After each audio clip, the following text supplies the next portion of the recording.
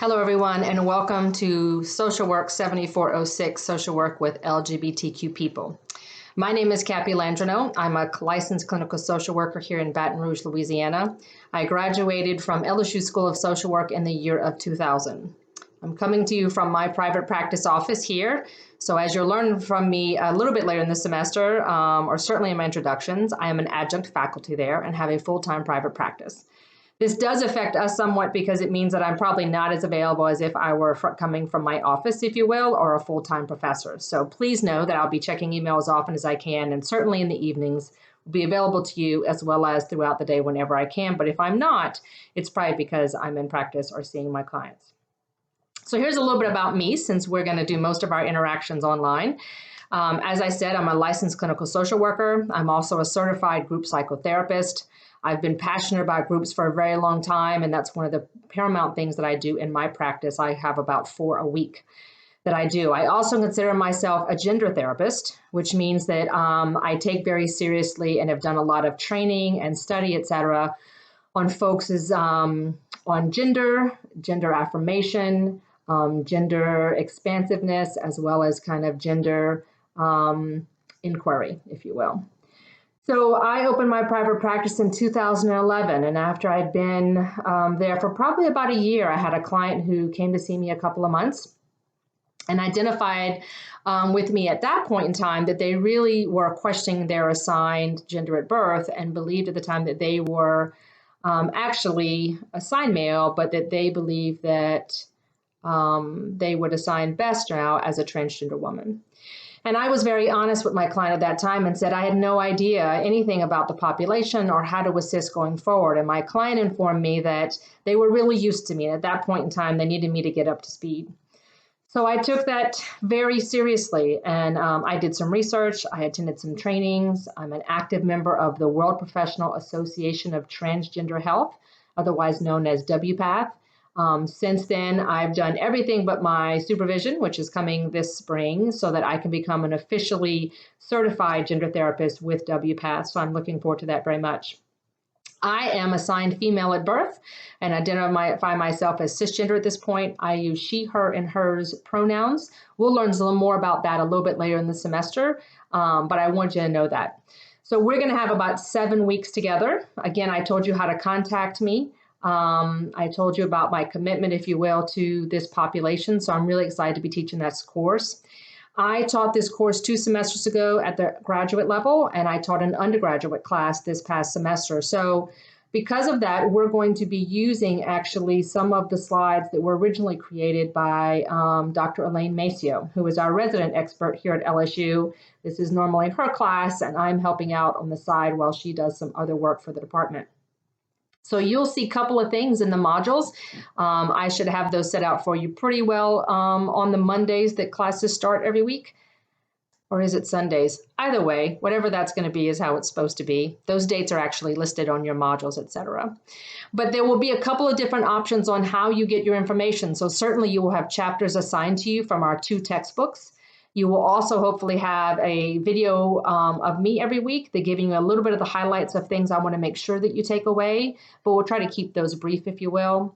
You'll also potentially have either some supplemental readings. You may have some supplemental case consults or case explorations, if you will. You also will have, or could have potentially, videos that you can see or other ways of kind of addendum, if you will, to your readings, etc. And the last thing you'll have is you will have a slideshow that is for every single one of every week you'll have at least one lesson with PowerPoints, and those PowerPoints you will have the option of listening to the audio that goes with it, which is Dr. Elaine Maceo. So you will have lots of different things. I think you will be pretty solid as long as you are keeping up with the readings and checking your slides. And if you know everything on the slide and what it means, then I think in that scenario you should be just fine. And then I'll give you highlights or whatever you may need. So with that, hang on a second, we'll go to the next slide. So one of the first things I want y'all to know is I am going to ask for a lot of forum posts this year. this semester, this module. So I'm going to want you to be paying attention to those. It's part of your class participation, which you'll note on your syllabus is going to be really important to your grade, worth about 10% if I remember correctly.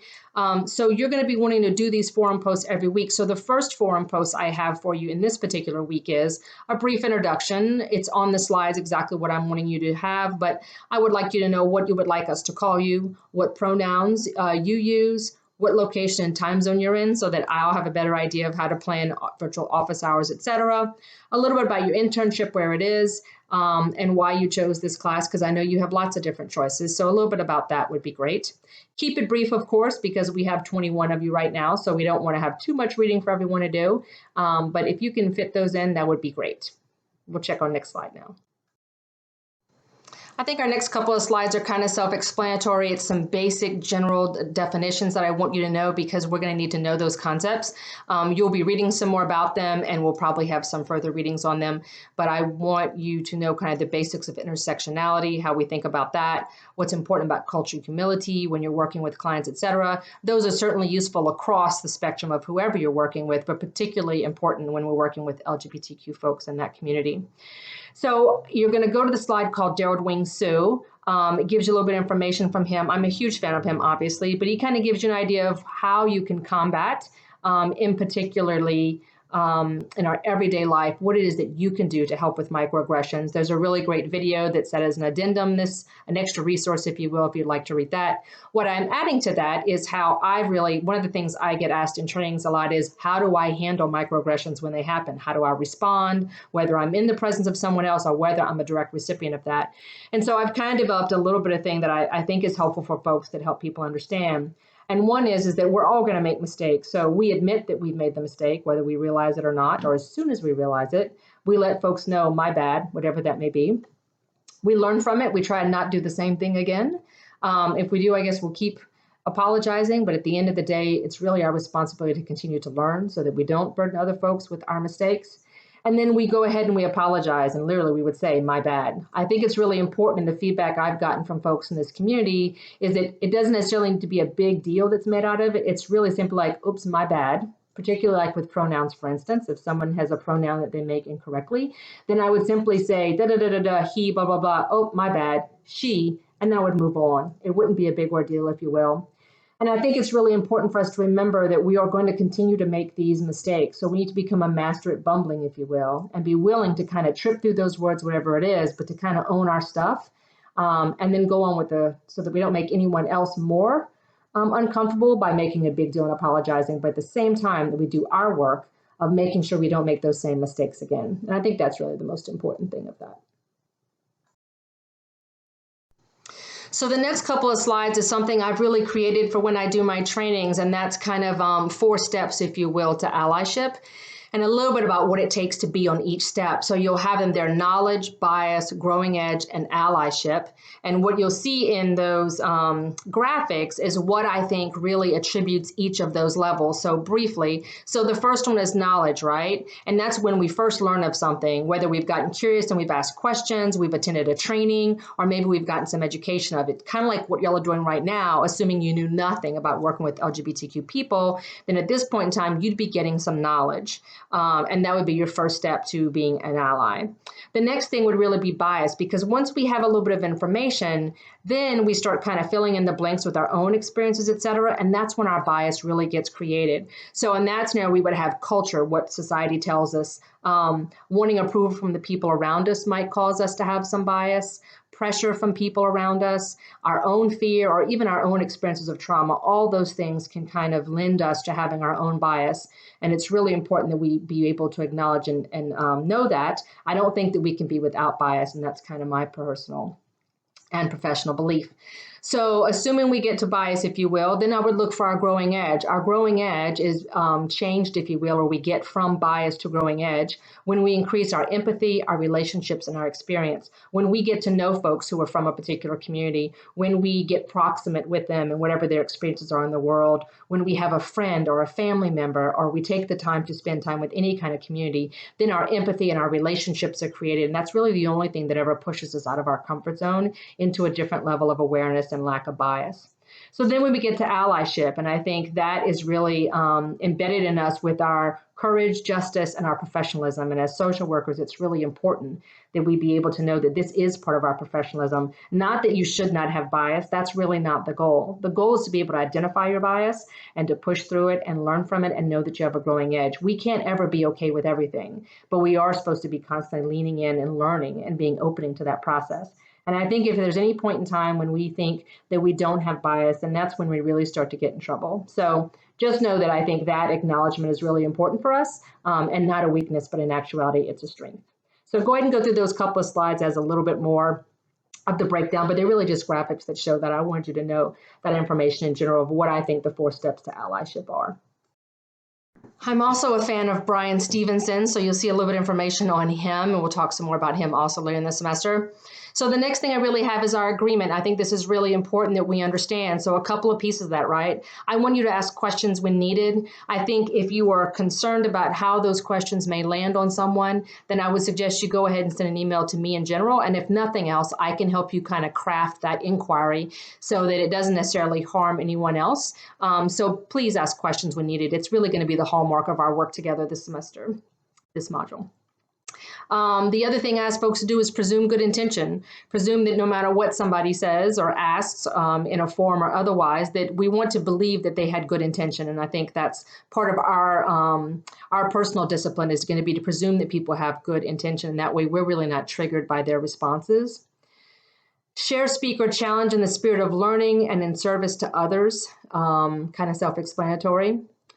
I think it's really important that we recognize that the impact is more important than the intention. So I can assume that you have good intent, right? And that's one way. But the other way, if we flip it around on my end, is that I want to remember that even though I may have had good intention, how it landed on you is much more important on how you experienced it and what my intent was. I feel pretty confident most of you know what that's like when you're trying to let somebody know how it landed on you or how it impacted you, and they really kind of get focused on the fact that that's not what they meant to do. And that is absolutely true, and I certainly want to give credit to that. At the same time, it's not more important than the fact that something you said injured or landed on me in a way that wasn't helpful. So let's remember that also. We want to practice our cultural humility. We want to get curious. Those two things really are tied together. Declare when you are aware. In terms of if you know you have a trigger or if you know that something is going on, that you have a bias, etc. If you're up for it, go ahead and declare that if you will. You can do that with me, like you said, or you may just do it in your life in general. Name your challenge and what you need from others. Of course, that's always something that's helpful in this type of class. What's said here stays here, and what's learned here leaves here. I'm aware that we're going to be online, of course, and that is a little bit different experience. But I want to be really clear that the interactions that we have within this class are ours. I want it to be a safe environment. I want it to be something that we can be trusting of each other, that the only information that's going to be shared outside of this forum is going to be what you learned and any of your own interactions or own reactions and how that's affecting you. I think that's completely reasonable. But I think as professionals, we have to remember that our livelihood is really based on our willingness, if you will, to know ourselves, learn ourselves, and be supportive of others. So when we have our challenges, I don't think that's something that necessarily is for mass consumption. That is really part of our safe space in working here together. So I'd like us to agree to that. So if you do, then you're going to have a second forum post, if you will, that's going to be sealed knowledge. And that's that I want you to agree to the agreement that I just went over with you. Have us go through that. And then there's a couple of questions on there that I'd like you to actually fill out on, I think it's forum post 2, the sealed knowledge. So you're going to fill that out on a sheet of paper. Actually, you're not going to share with us what's in your envelope. I just want you to reflect on what populations that you can think of that fall within the LGBTQ realm or umbrella, and which ones you have a growing edge with, which ones you consider yourself an ally, which ones you really have a bias towards. Again, honesty, right? And which ones you're just having knowledge about and you really don't know much. And that is going to be private to you. I ask that you write those down briefly in an envelope and seal that envelope. And then I just want you to take a snapshot of the sealed envelope. I have no idea what's in it, but that's what I'm asking you to do. Post that picture in the forum. And then a little bit about what it was like to assess yourself, not necessarily about the content of that assessment, but what was it like early on to assess that? And obviously, since it's sealed and it's in your possession, we'll take a look at that maybe later on the semester and see kind of how you feel and what has moved. But I really want you to kind of seal that in a document, if you will, a time capsule for the next 7 weeks. And then we'll look at that time capsule at the end and see what's different and how you feel about it then. So that's all I have for now. I'm going to try to keep these videos as short as I can. You'll see some other resources put in the modules, of course. See those as you like. Get those 2 forum posts done by the end of the week. I have some slides at the end of that PowerPoint that basically are just kind of like FYI. Sometimes I will actually lecture on those, but we don't have time for that in this particular video. But I'll leave them there for you just to consider, and feel free to comment on them if you want during the forum, etc. And I hope you have a great first week. There may very well be some questions since I'm learning online school and y'all are just getting used to me. So please feel free to ask any questions you need. I'm going to put a forum post at the beginning of the module that'll be things to ask me directly so that folks who may have the similar questions can have them answered and we don't have to answer them individually. So that'll be a third forum that'll be set up, and those should be hopefully helpful for us to manage. So have a great week. I'll see you next week, and let me know if you have any questions. Thanks. Hi, folks. Welcome to week 2. I thought I'd give you a couple of nuggets about things I want to make sure we don't miss or that I highlight. And also, sometimes you'll notice this book is a little bit outdated, so I'll be leaving you some information that's more current. Particularly when it comes to gender, our understanding is really deepening in the last couple of years. So there's a lot of movement of our understanding and awareness on gender. So we'll try to get you up to speed and give you some current stuff as well. So first, let's talk about the dominant culture. Our dominant culture in the United States, at least, is very straight, very male, and dare I say, very white. So important to remember that as an LGBTQ person coming out into the world and trying to form your identity, you're pushing against the everyday norms that everybody else just takes for granted. So really important to remember that it takes that energy level that you are actually having to push against the norm as you develop your identity, as opposed to it just being handed to you and understood. So it takes a lot more energy, it takes more time, more understanding, more tenacity, if you will, to really form your identity in a world that doesn't necessarily show you the path or have a lot of representation. So dominant culture definitely plays a role in the coming out process and the development of your identity, both sexuality and gender, as you come to understand yourself. The other thing is we have a lot of information on our slides about some of the development models. There certainly have been several different models that have been created and passed around over the years. There are some challenges to those models that are really important to remember. One of them is models are considered very static. So most of them are linear or they're stage oriented. And we just don't, at this point in time, don't have one single identity model that we really purport to abide by, if you will, all the time. Folks have lots of different thoughts about those things. So I want you to know that there is no one set way that identity forms. And if it is, we certainly don't know what it is. So you have to use that in your practice in terms of being familiar with all the different ways, but also leaving room for the fact that there are a couple of things that have formed these models that may or may not be helpful for you or for your particular client. One of those things is all of these models assume that there is a staticness of it, right? That like you finish phase 1, you go to phase 2. You do this when you're 7, you do this when you're 10. And we just don't know that that's necessarily the case. Kind of like grief, we don't necessarily know that it comes in a row. We now understand the grief process to be such that you might go back to the first stage and then to the fourth and then the second and then the fifth, and that really is very much in motion. And there are certainly plenty of folks who believe the same thing about gender and sexual orientation, identity development. So that's something to remember as well. It also, most of our research has been done on gay males and certainly white folks. And so we don't know how that applies either to lesbians, to folks from any type of minority culture, much less international, et cetera. So important to remember that those things definitely affect our understanding of development models. And then, of course, the diversity consideration that we know that there are impacts and complexities that come with being from a non-dominant culture, whatever that may be, that form some more difficult things to remember in identity formation. So if I'm coming out as a white male, it's different than if I come out as a white female. And the same thing for any other intersectionality, that those things are very different depending on background and context around you.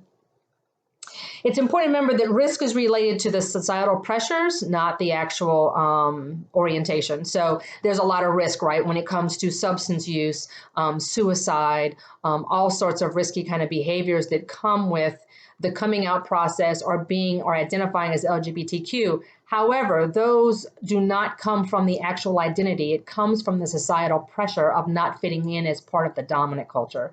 So I want to be really clear that all of those risk factors and all of those statistics that can look a little bit more bleak for folks who come from the LGBTQ community doesn't have to do with the actual identity. It has to do with the emotional energy it takes to actually do the coming out process and be faced with this dominant culture. So really important to differentiate those two things.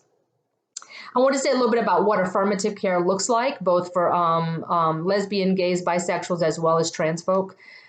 It looks like having a flag. You can see mine up there. It looks like having a flag up in your office so that no one has to ask or assume whether or not you are going to be gay affirming. If you work in a counseling session or someplace that has an office where clients are coming to you and it's appropriate, you might put that flag on the outside of your door. The way it used to be was that we wanted folks to be accepting and supportive, and now we want you to be affirming and we want you to be knowledgeable. And that means that the emotional energy of having to carry the question of whether or not your therapist is going to be supportive and understanding and have some information and support available to you, that doesn't have to come from the client who has to come in and guess on whether or not you're going to be that person for them, that you kind of come out in front and let them know this is safe space. I'm aware, I'm affirming, I've done my work with my own bias, and I have some information that I can share with you that will be helpful as well as be your affirming therapist. And so being on the front end of that and not leaving the emotional heavy lifting to the client is part of what we do as affirming care with our psychotherapy offices. It also means that we're an ally, and that means that we are in front, if you will, of our clients in terms of gaining them, whether it's rights, whether it's policies, whether it's having things in the waiting room so that folks see themselves represented. I have a whole plethora of magazines in my waiting room, and everyone who walks through my door should find a magazine that represents them in a healthy and affirming way. And those kinds of things are really important, I think, for our clients. Specifically, when it comes to trans identity, what we know, and I'll put some slides on here for you as well, is that gender is a construct, if you will, of society.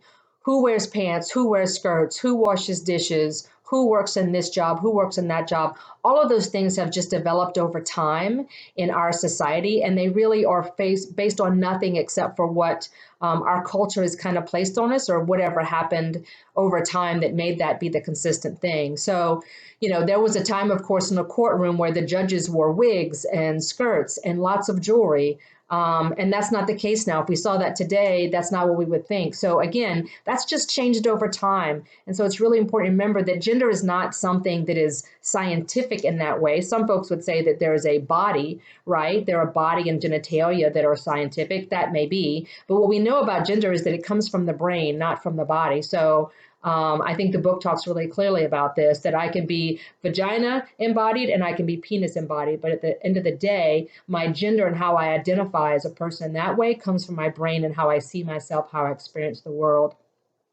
But social construct, but gender is a social construct, and that's the most important thing to remember. They have a little bit in the book about how intersex is diagnosed. And again, really important to see that this is where they've taken the opportunity to say that a physical manifestation in terms of how long or short the penis is, or what they perceive to be the penis or the labia, et cetera. This is how they were designing or defining whether or not someone was intersex. And then they would basically, by the path of least resistance often, they would assign sex at birth in that way. And I think the book talks about it pretty clearly that some of the procedures that happened after that were really very unaffirming and proved to be very problematic for folks down the road when they assigned sex that really wasn't congruent with how folks identified brain and body, et cetera.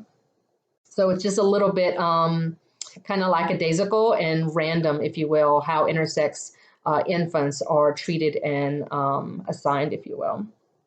There's a link on there about the standards of care, really helpful if you're going to work with trans clients. It literally walks you through everything you need to know about working with transgender patients. whether it's youth or adults, etc. It really is created for every imaginable caregiver, both from a psychotherapist to a surgeon, etc. So it's very helpful information on what you need to know. It talks very clearly about what affirming care is, as well as what's gender nonconforming and what's transgender. Those things can be different at times.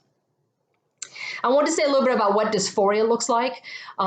This is very much experienced by the client directly. Dysphoria looks very different for many people. And usually that's exactly how I'll come with my clients is I'll say, how do you experience your dysphoria? And that may come from me really disliking a body part. It may often comes from a voice. For someone who is male to female, oftentimes their voice is very much a trigger for them. So dysphoria is when something doesn't feel congruent for you, and how you experience that discomfort comes in different ways. It could be anxiety, it could be depression, it could be hatred. So people can turn outward, they can turn inward, outward. That's where substance use comes in. If they're wanting to avoid experiencing that dysphoria, sometimes substance use gives them a temporary relief, which has its own issues, obviously, going forward. So dysphoria looks lots of ways. We don't give that to a client. We allow them to tell us what that dysphoria looks like for them. And I really don't hear a lot of the same things. I feel like it's a very unique experience for my clients on how they experience their dysphoria. And there'll be a graphic on there about the transgender umbrella, which gives you an idea of all the different kind of identities that can fall under that umbrella. There's a lot that's changing right now about how we understand and how we express ourselves with gender, but it'll give you a little bit of information, a visual, if you will, picture that there's an umbrella that we would call transgender, which is anyone who's really pushing against what the norms are and what the society has told us the norms are for all of those things. And one of the challenges I often elicit to folks in trainings, et cetera, is start thinking and realizing in your daily life how many times gender is assigned to something that really doesn't need to have a gender assigned to it. So whether it's who takes the trash out, who does the cooking, when someone's recounting a story, do they mention the gender? And if so, is it really relevant to the story that you're giving? If I have a car accident today, does it matter if it's a male or female driving? Things like that make gender center of something when it really is irrelevant. And specifically when that gender comes with behavioral norms or something like that. And I'm not even asking you to do anything with that information. Unfortunately, I'm going to make you really uncomfortable by noticing that more, but just notice it in your everyday life. And that alone will give you an awareness and understanding of just how dominant and how heavy that pressure can be on folks when it comes to anything gender conforming and non-conforming. All right, so that's all I got on identity formation. All right, so week 2, let's talk a little bit about coming out and what the information has in our book and some things I want to highlight for you. The first would be that it's really important, kind of like we talked about before with our stage models, that there is an assumption there that the ultimate goal is to come out. And my belief, and certainly there is some research to suggest this as well, as this is one of the things we're pushing against the stage models. There is an assumption that you must come out everywhere, your job, et cetera, in order for you to have the ultimate mental health. And we just don't think that absolutely is the truth. There are other things to consider that we are being a little bit tone deaf if we don't take into consideration those things. So please know that coming out doesn't have to be the ultimate in mental health. The other thing that the book does mention also has to do with coming out is not a one-time thing. It's something that happens every time someone meets somebody. If they are out at their employment, then it means that every new job that you have, you're going to have to come out. So it certainly can be viewed as a non-entity and be used in that way. But because the dominant culture tells us that everybody is straight, then it means that for anyone no different from you, you're going to have to probably say something, or they're going to have to learn that on their own. And so again, as providers and as people walking the earth who want to be affirming, our job is to really make no assumption on what folks' orientation or gender is, for that matter, and to really work on that, building that space in between that allows us to discern those things or ask them directly, but usually just discern them. That information will come to you. But if you can hold the space void of your own judgment, enough information will come to you where you can make a good decision that is accurate and correct. And it does help the other person not have to necessarily come out and give you something that's very specific, because you've created the space that allows them to fill in the information.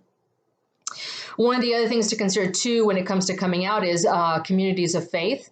That can put some extra burden, obviously, on many folks, and we'll have some information about churches that are affirming and some of the denominations that really still aren't accepting, much less affirming. I will say that my experience has been that although many churches are starting to be accepting, I think accepting isn't really going to be enough for us, and affirming is different. It's one thing if I can tolerate you inside the door and part of my church.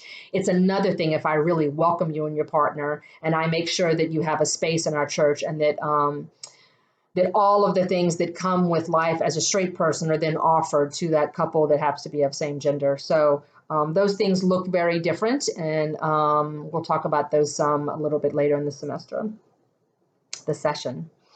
So there's some statistics in your book about coming out and the ages in which folks come out, and those actually need to be updated. So I'll try to post you a new some research data on that gives you that information. And the bottom line is we really don't have a good grasp on that in the grand scheme of things, because similar to one of the pushbacks, if you will, on the identity models is most of this information is based on recalling when you came out, or recalling how you came out, recalling when you noticed yourself first being attracted to someone. So there's a fallibility that comes in looking backwards and how you recall things. So we certainly want to leave space for that when it talk about the statistics of doing that. So the age of coming out is changed a little bit than the data in the book. It's important to remember that there is no specific age that is appropriate or inappropriate, if you will, for a parent or an adult to come out to a child. If we assume that there is nothing wrong with identifying as LGBTQ, then there is no reason why we would not have that information be happenstance at any phase of life, etc. I think part of the problem is that we're not a very sex positive culture. And so we assume that when someone is disclosing that they are lesbian, gay, or bisexual, that means that we're immediately talking about sex, and people get uncomfortable with that. But in reality, every time there's a heterosexual couple around, children are fairly young when they realize what that means. So if we were to normalize that and really talk about from the beginning that people pair up in different ways, how people have sex certainly can come when it's age appropriate for children, but to make it a norm and to really have it be an affirming world where everyone gets to walk the earth, if you will, equally, then when it comes to sexuality and gender, we have to assume that there's no correct or incorrect time. One of the examples I give often is if a teacher in a school is talking about doing something that weekend with their wife, whether that teacher is a male or female should be irrelevant. So if it's something that would be appropriate for a teacher to say if they were heterosexual, then it's certainly okay for them to say it if they're not. And the same thing would be if I say that I'm shopping this weekend and I identify as a female and was assigned female at birth, then so be it. If I'm trans and I choose to be out and identify as trans to my students, then that would still be just as appropriate. But a lot of people really get a lot of pushback from that because of the idea that we're not a sex-positive society, and people start to kind of freak out because, again, they kind of rush directly to the sexual act as opposed to the orientation or identity. So one of the hardest things I have with my clients right now is the struggle that kind of comes with same-sex marriage being legal, and this starting to come into some of the faith communities where folks can be out and be with their partners. And so what's happened, it's been a really weird kind of push that there is a feeling for folks who identify in this community as needing to be completely out, and if not, feeling really bad or shameful because they can't do that. And so it's been a really fine line with me trying to help my clients to say, look, you may not be able to hold your partner's hand in downtown, and that's really okay. The important process to that, though, is like, I really want to hold my partner's hand or my wife's hand, however it may be. I really want to hold their hand, but I don't want to right now. And that may be because somebody's coming towards me that doesn't look safe. It could be because I'm afraid my parents are in the area, or if I teach one of the children in the area. It could be a whole host of things, and it may not even identify what it is. But the important part of that process in terms of from a therapeutic and identity formation model has to do with me going through the conscious process of, I want to hold hands, yet I'm scared to hold hands. But there's nothing wrong with me holding hands. I just don't have the courage right now, and maybe my environment isn't supportive enough, and so I'm not going to. But I might next time. I might feel stronger next time. I might be in a more supportive environment next time, and I have to leave space for that. But if I don't have that conscious process that I go through, then what that really means is that I'm going to stop at, I want to, but I'm not gonna. And then I end up taking the shame with me, and I don't take the empathy for self that tells me that, like, I can't do it right now, and that's okay. We've been in an oppressive world for a really long time. And frankly, some things have changed, but a lot haven't. So to expect folks to simply turn off what has been generations of oppression is just not going to happen right now. And so I'm really trying to encourage my clients to be kind to themselves and patient, but to also make sure that they have that conscious process that says, I want to, I'm scared, or I'm feeling shameful, but there's nothing wrong with it. In reality, there's nothing wrong with this action or me loving someone of the same gender, but the world is tough and I'm not ready yet. And that's okay, because that's a kind thing to say, and it gets rid of the shame and it takes you past. So you don't stop just on the shame part and the oppression. And I want to be really clear, because the book, I think, even in its summary, gives a final thought that the role of the social worker is to help their clients come out. And I really, frankly, want to be really clear that I don't agree with that. I think that certainly can be one of the roles of the social worker, but it really is not our call. Whether my client wants to come out or not is completely their process. And my job is to love them and care for them through that process. Sorry about that.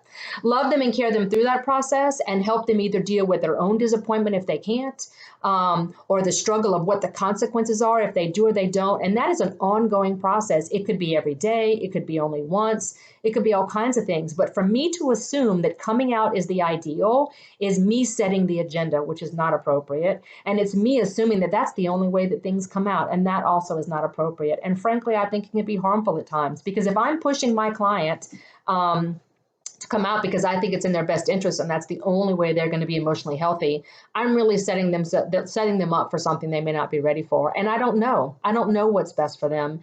And everything comes with a consequence. And frankly, I want those consequences to be chosen by my client, not by me. So I want to be really clear that that can be our role, to assist folks in coming out. What our role is to help folks identify who they are, how they want to be in the world, what they aspire to be, what their limitations are, why, and then how we address those things. And that's really different in every client. So we want to leave room for both of those things as roles for social workers, but not the other. All right, a little bit on psychosocial supports. I know you're probably familiar with minority stress, a really important thing to know about. One of the things that's unique that I like to highlight about minority stress when it comes to folks who are LGBTQ in that community is that if I am from a community of color, one of the things that helps me from minority stress, of course I have it because I'm pushing against the dominant culture, right? But I have my parents and more than likely my close family and friends around me who share my culture and share my heritage and perhaps share the way I look and how I act in many ways. So there is a built-in kind of support system that comes there, even though you're against the world, if you will. You have a familial support system that works from the ground up.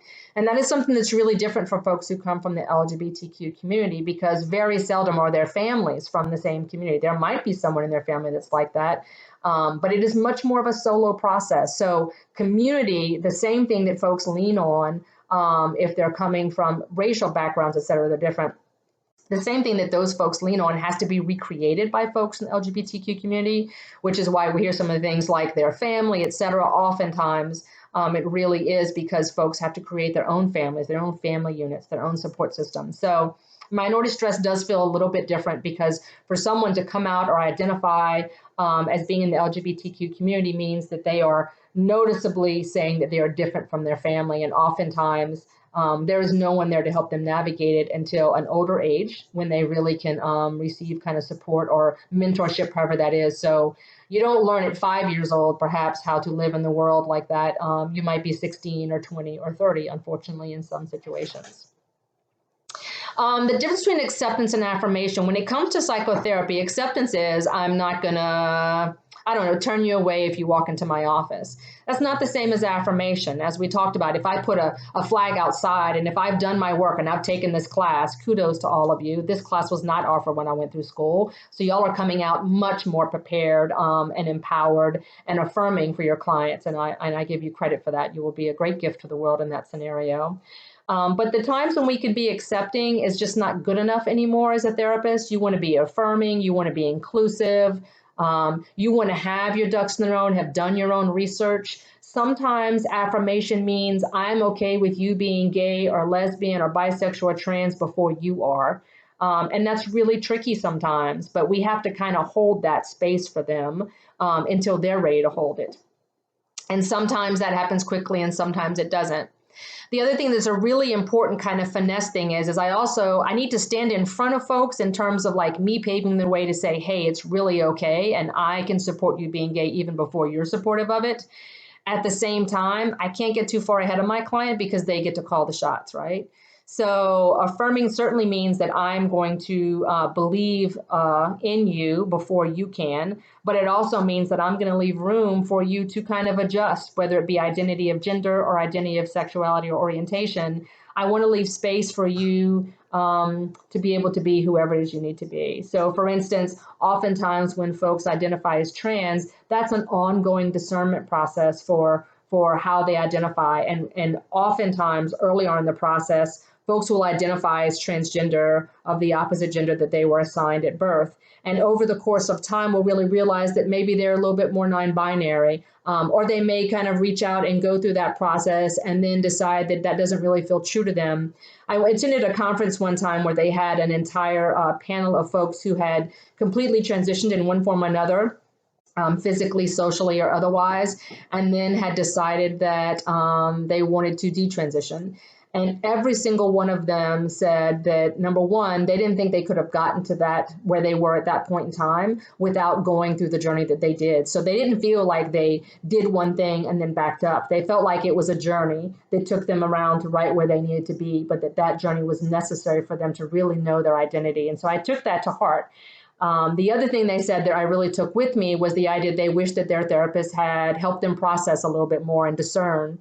And that's really tricky for us because we want to be affirming and supportive, right? But that means we have to leave space for their own questioning. It means that I have to pave the way so that it's okay with no shame and no judgment. But I also have to let you know that there are lots of ways to come to your identity, and that any of those things are okay. And it is it's a very fine line that we have to navigate and walk with our clients that I think is important that we pay notice to. And that just means that we leave room for it either way. And then the role of social worker with families. So what I found more often than not, specifically with my trans clients, is that families need to know what the process is. They need to know that there's nothing going to happen quickly. They need to understand that their loved one, for whatever it is, it's coming to the families for the first time, right, by the time they see us. But they need to understand that their family member, this didn't happen overnight. They've been working on this in the background, in the foreground, et cetera, for years for them. They're able to get the energy to tell them. So letting families understand that that this didn't happen overnight. It just feels like it did for them because it took a long time for the family member to build up the courage to let them know. The other thing I try to tell them is nothing happens very quickly. It takes a long time. And I try to really empower as a therapist, which is different sometimes because what I would do and say that's affirming for my client is probably different than what I would do and say that's affirming for the family. So what's affirming for the family is that like you're entitled to whatever feelings you have to have, like your feelings are fine. How you treat your loved one is different, and creating the space for understanding and discernment and making sure you still express your love, even if you're expressing your struggle, would be okay. But I don't think it's helpful sometimes when families feel like they're not coming along fast enough. They can actually get kind of stuck in the quagmire of not progressing. And then trying to help them find some kind of leeway where they can be supportive and perhaps hopefully accepting at least, so that they can hopefully work on being affirming. Most of my trans clients that I know are incredibly patient with their families, as long as their families are doing their due diligence and having in a good spirit are trying to work and struggle with it. It's when they're really closed off that my clients tend to struggle. So whether it's with pronouns or whether or not it's them coming home at holidays, et cetera, I find that they're very, very patient as long as the families are trying to do their work. And most folks really do come around, but important to affirm both of those processes. That said, for the family to have their feelings oftentimes is very painful for the trans person as well. And so allowing and supporting them and understanding that those two silos can exist But it's one of the reasons why it's very difficult for us to treat both the family and the client. So I might meet with them once or twice, but if they're going to continue that discernment and need that struggle, I'm going to refer them out so they can have a therapist who is 100% on board with them, as opposed to me, who is feeling probably very protective about that time with my original client. So I'll help start the process, and then I'll refer them out so that they can get to a counselor that can be there just for them and allow them that space. And then it doesn't jeopardize my relationship with my client. So that's all I have for this week. I'll be looking at setting up some virtual office hours for us next week. And I hope everything's going well. Please stay in touch. Let me know. There's an Ask Professor forum at the beginning that I'm happy to check regularly.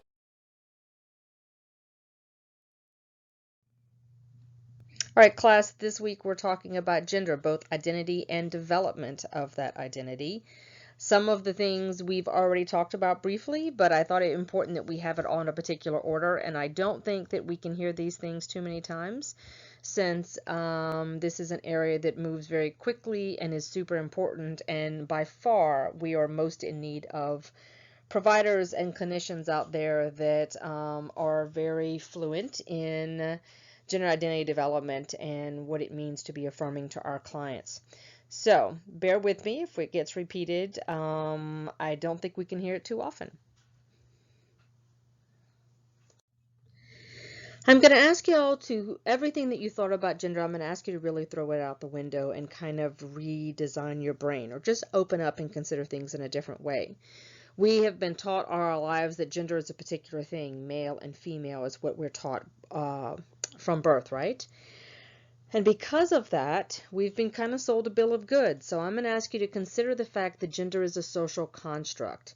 It has to do with our attitudes and behaviors. It's shaped by lots of things, everything from money, our environment, our cultures, our religions, etc.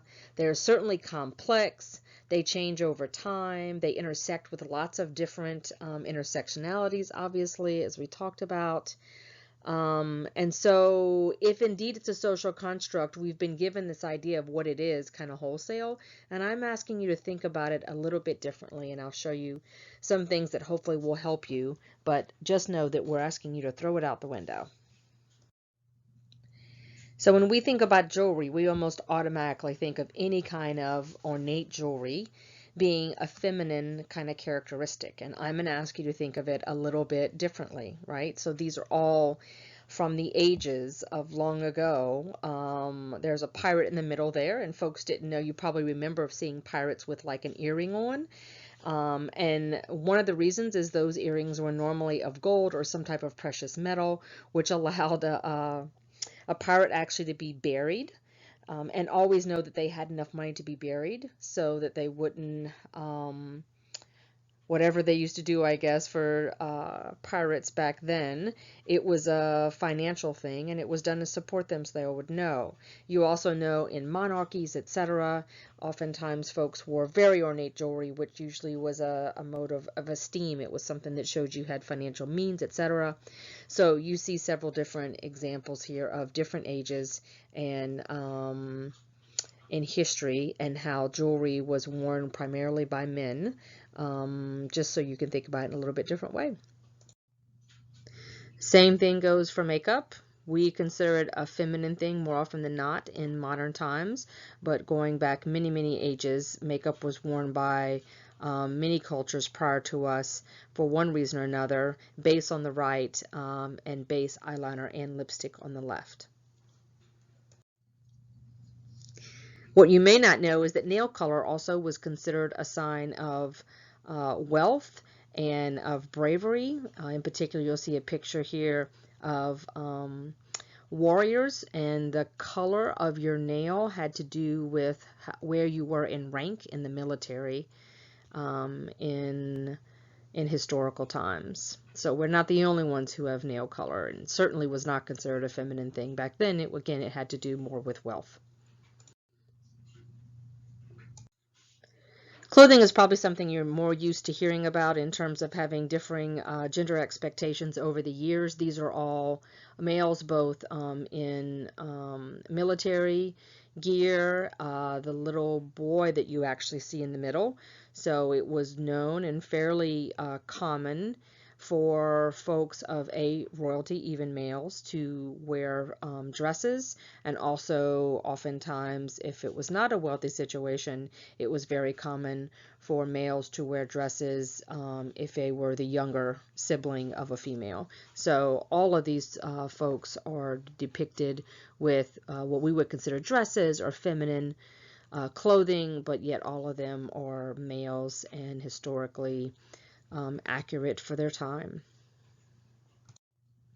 You may have heard about heels at this point in time. Those were certainly historically created for males, having to do with height, having to do with whatever clothing they were wearing, again, to show wealth, oftentimes. So high heels also, we don't get to claim as a feminine thing. I've included a slide here for drag, not because it's about gender, because again, as I said earlier, it's really a performance art. It is not necessarily about gender. However, it certainly is capitalizing on the idea that gender has expectations for what it is, and so these are gender bending folks, if you will. And it also, of course, drag is very much a part of LGBTQ culture. So it is important, if you're going to work with that population, that you kind of understand the culture.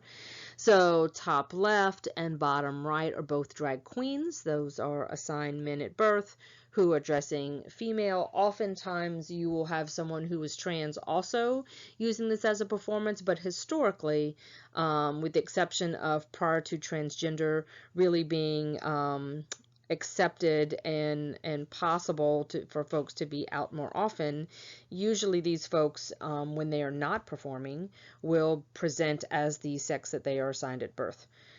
So top right, bottom left, and the middle are drag kings, which are assigned female at birth and dressing in very masculine ways, and again performing, whether that be lip syncing or certainly some folks, and in larger cities, they will actually sing in real time.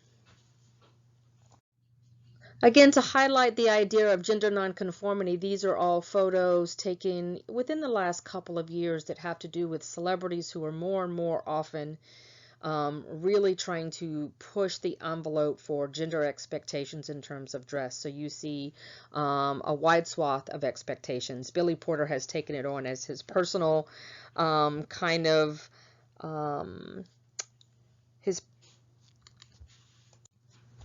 his personal quest he was assigned male at birth and fully identifies as male, although he also has a male partner, but also very much believes that folks should be able to dress however they wish, and seeks to really kind of blur that line, which many folks are, I certainly am one, am very appreciative for some of the work that he's doing, and so there's quite a few of his outfits here. And then you also see some female performers and celebrities that are kind of showing that girls can wear suits as well. So just a little bit of gender bending, so you see more and more this is starting to be pushed back on in terms of culture. So with the idea of gender as a social construct in mind, what most of us have been taught has to do with the gender binary, right? Male and female on two ends of the spectrum. That is what we have been introduced to us. So cultural construct, it's a social boundary, meaning that it certainly tells us things that we can and can't do if we believe in that binary. Some things are easier to push against than others, right? Cooking, cleaning, taking out the trash, who wears pants, who wears skirts, all those things are things that we now have pushed against and really chosen not to really accept as them being a boundary.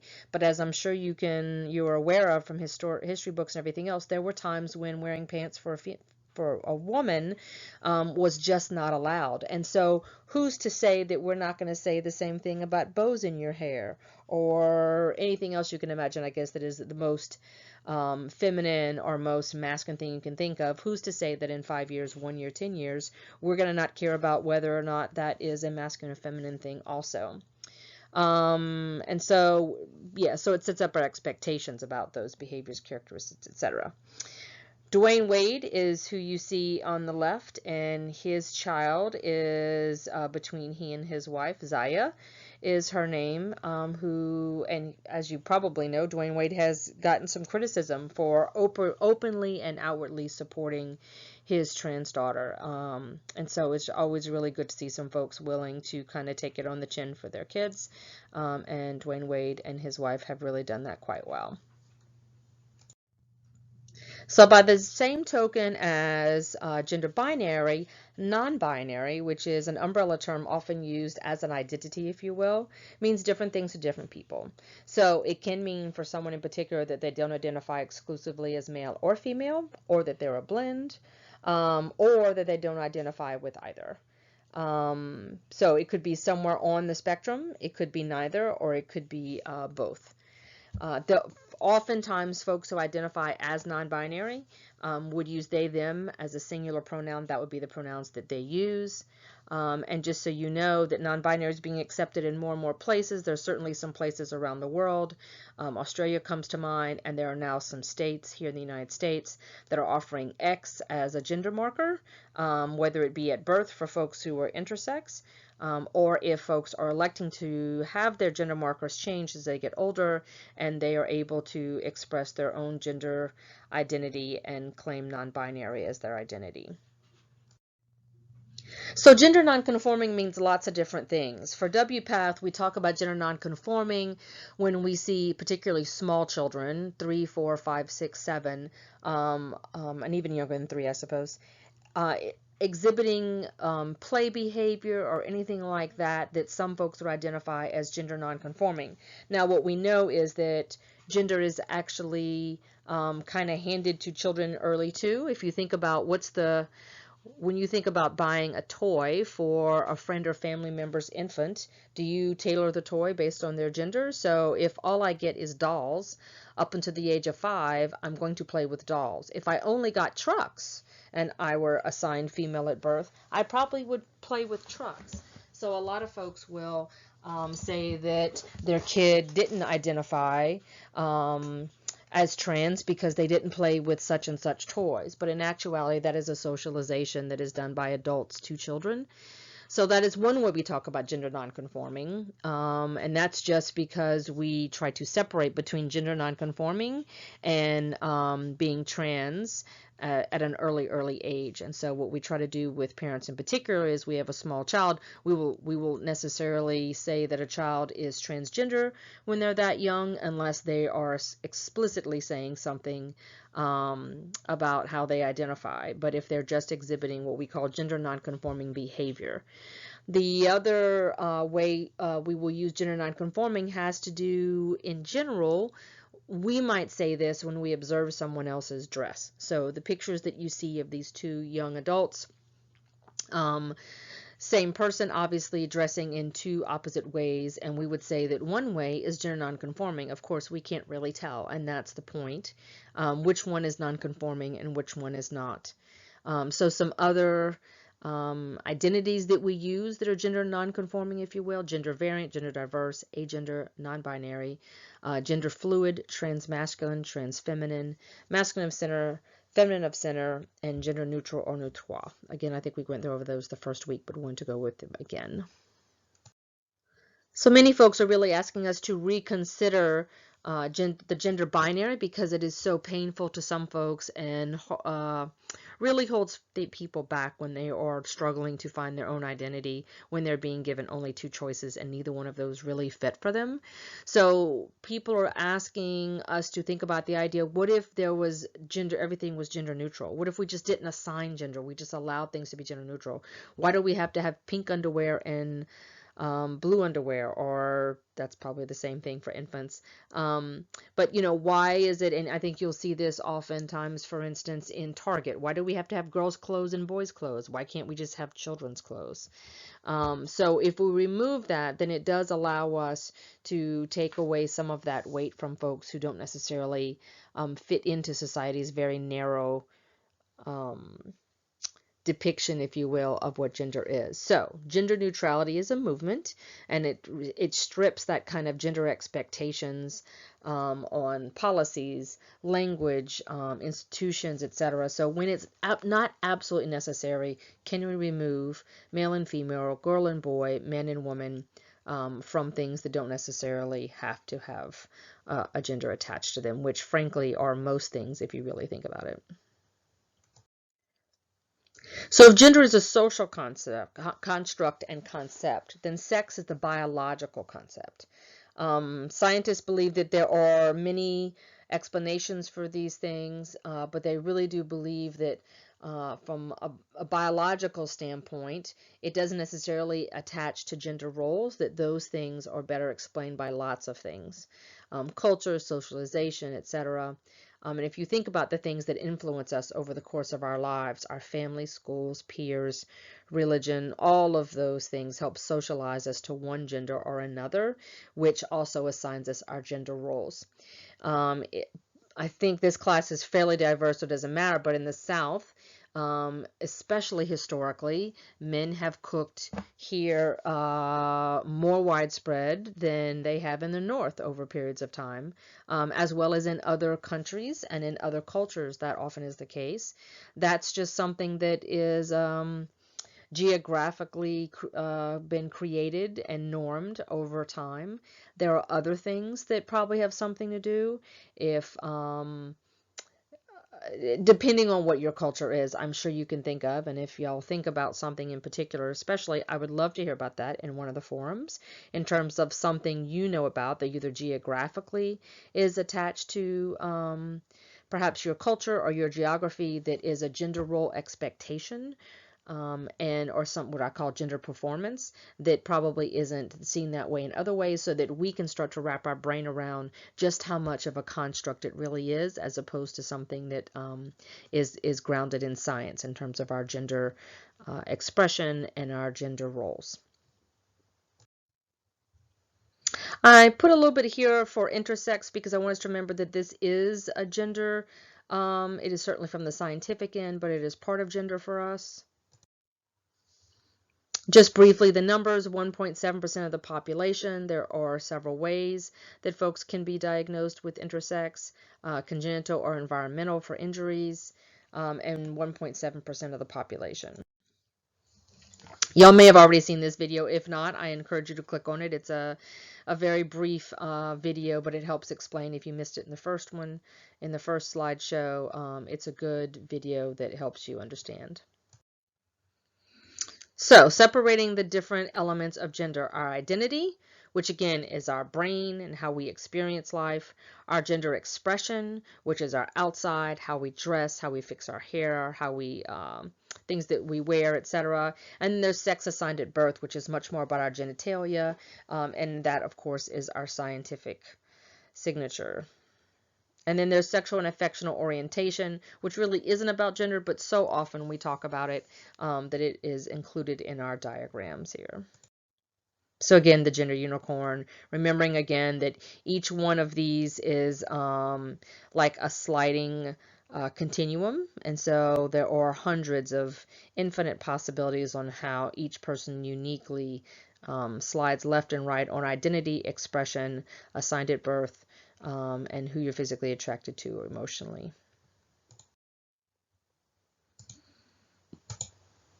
So again, one more time, all the different genders that we can use. We do not use hermaphrodite anymore. And we do not use transvestite anymore, just so you know.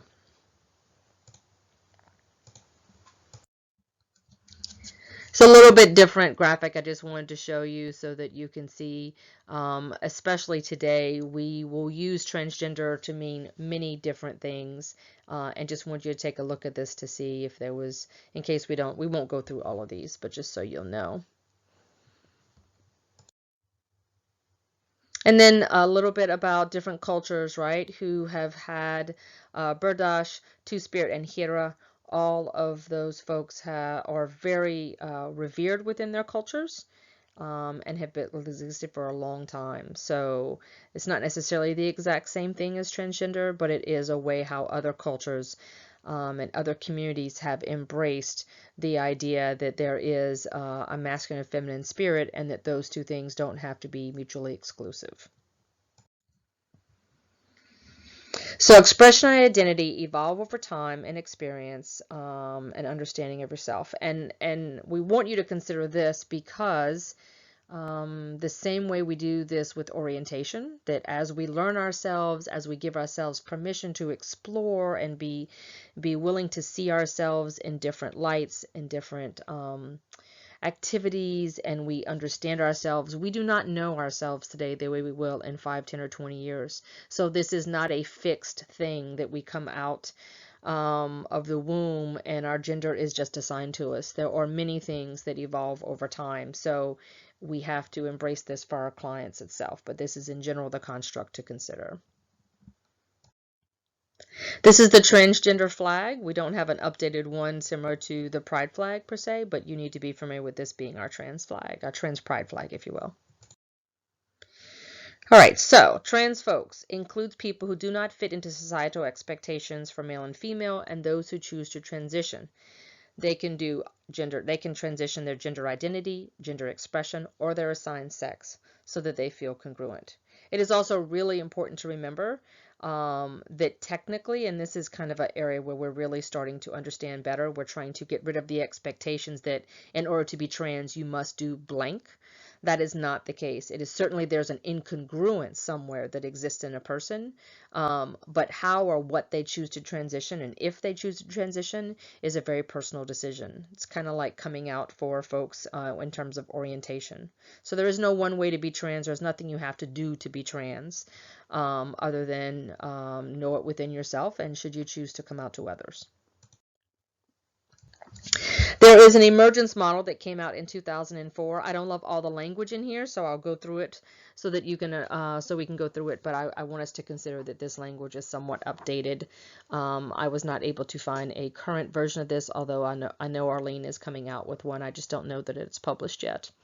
So transgender emergence model. So in the first stage, it's awareness. The client undergoes great distress. It's when they realize that their gender is not the gender that they were assigned and that people expect them to express and perform is not working for them. And so when they're able to wrap their head around that, it is very distressful for them. Our role as clinicians in that moment is to attempt to normalize the experience and really just be open without shaming them and letting them know that that is a natural process. This is really important for teens too when we're working with them in terms of just giving them room to explore. The second stage is seeking information and reaching out. They are in the process of gathering education and support. Frankly, this is probably about the time that we see them, maybe even further along, but most folks, we do not see them until after their awareness has come to them. Our role in the seeking information and reaching out stage is to help them with those linkages and encourage them outreach to other communities. There's certainly some national organizations there at the end of your book.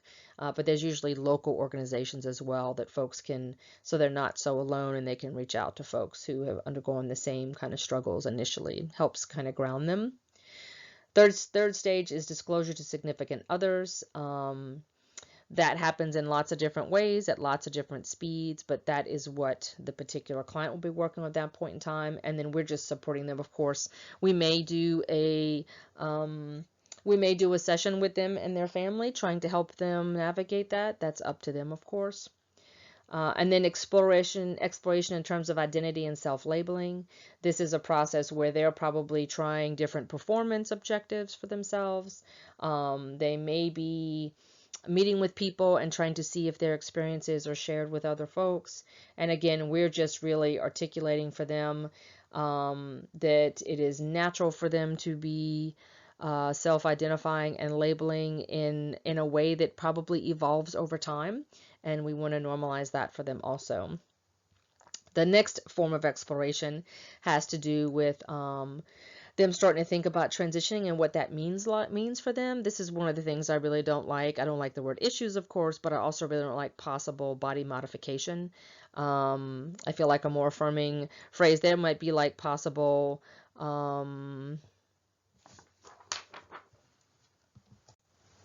medical procedures. That would be an option of things that you could use there. But either way, they're starting to look at what they would like to move forward on and what can assist them. And again, we're just supporting them through that. If you end up really kind of working with these clients very often, you'll get a very good, hopefully, and healthy referral network in place. So whether it's for different providers that provide hormones, that provide aesthetic procedures, etc., you'll get, that's certainly what I have at this point in time, is a deep network of referrals where I can assist them actually in making those connections, or at least connecting them to agencies here that can help them get where they need to get to with safety, with folks that are safe and affirming to the community. I very much believe that having an affirming community support folks who are trans is really important to the procedure for them to know that there is a community that actually supports them. It can go to any hairstylist, you can go to any person who helps with body hair removal, but if it's someone who really specializes with the trans community, they are going to have a different level of affirmation that I think is really helpful in healing for trans folks, as opposed to a trans person going to someone for the first time who's never really worked with a trans person. Then you have all the kind of first time things that can be challenging and etc. And then the final stage is integration. Post-transition issues, again, there's an assumption that there is a transition, so that is a little bit problematic for me. But at this point in time, our clients are starting to really integrate and synthesize their identity, and we're going to continue to help them adjust and adapt as needed. It is very important for us to remain connected with our clients for a long time, because similar to kind of coming out as being lesbian, gay, bisexual, it is similar to that in terms of once you're trans, to some extent, there are always things down the road that could make things more difficult. And so for them to have a connection to a therapist, so that should something happen, and whether it's that they came out to some people but not others and someone finds out down the road, or whether it's as they get older and there's some type of complication to their medical procedures that requires them to, for instance, have to stop hormones, which would cause them great distress, they have a therapist that they're connected with. And it also may be that there is no medical procedure that is done now, but maybe 10 years down the road they're in a financial different situation, and they're able to have then some of their medical procedures, at which point in time they're going to need a therapist to have them close by and help support them through that, and probably write some letters, etc. I don't have it in here, but there's a little bit of information also that you could find if you wanted, or you can let me know and I'll get it for you, about the stages that families go through. I speak about this a little in the video also, but families have, it takes time for them to come around, and just if someone responds negatively, if a family member of someone who comes out as trans responds negatively initially, doesn't mean they're going to stay that struggling. We just have to give them time. But briefly, their stages would be something like a discovery, or they would receive disclosure information from their trans family member. They could be shocked, betrayed. Of course, they're confused initially. Then there's turmoil. Sometimes they will withdraw from the client. They can be emotionally volatile. They can certainly be stressed out, and there can be conflict in the family. Then there's a negotiation where they start to kind of understand a little bit more. They might open their eyes a little bit to history with with our client, their family member, and realize how long this has been going on, especially once they know the whole story. Oftentimes they assume that this came out of the blue, and when they understand the depth that the client has gone through, it helps them wrap their brain around it. There might be some limit setting about them. They might decide there's some boundaries for them to negotiate between the two parties. And then the final stage would be finding balance. We don't necessarily have resolution at this point in time, but they hopefully will integrate, and they'll come to some family norms that allow them to both, meaning the family member and our client, allow them both to be able to stay within the family and have their family traditions, depending on how close the family is, both before and after. But it certainly is a rocky stage in the beginning, especially, but oftentimes those do level out. It just takes time, and I think it talks about that in the book as well, that there needs to be a grief process there for the family as well. I don't think that it is our job to assist. I don't want us to kind of put that on the shoulders of our clients. If our client is the trans person, that they have to give space for their family member to grieve. You and I know that that's the case. We really just want to support our client in giving them some space, and hopefully they come around. But what I will tell you is that there is an absolute grief process, just like the loss of someone, because they're losing the family member they thought they had, and it takes them a while sometimes to reconfigure their brain that that this person is still their family member, and they do have to go through some transphobia. I just think that that's natural, and hopefully, again, most folks come around. I really encourage you to take a look at the WPATH standards of care. It'll give you all the information you need. I will have a PDF posted on Moodle. If you are ever going to work with trans clients, you absolutely need to either purchase or print or save that copy so that you can use it. But it will take you through all of this as needed, including the task for psychotherapy, which we will talk a little bit later in the semester when we do micro practice. But there are 4 basic general stages of transitioning, should someone choose to transition. There's social transition, hormone replacement therapy, aesthetic procedures, and then surgery. And we'll go over each of them real quickly. This is Jazz Jennings. If you're interested, she's a little bit older there now than she is in this photo. Just a well-known trans activist. She came out as trans, I think, on 60 Minutes when she was about 6 or 7, and she is probably 19 now, something like that. So social transition is name change, when you tell your family and friends, perhaps even at school, and then folks may choose to change a gender marker, driver's license, passport, birth certificate. This is just social changes, correct? This is what most of us will be familiar with. It happens very early on because it's reversible. Most of these things don't cost a significant amount of money, and it's something that can be done rather quickly. There's hormone replacement therapy for trans women. We don't really use MTF anymore, but for trans women, they would take blockers, an androgen blocker, and then what we call Spiro, and one of the estrogens to replace that and add feminizing hormones on top.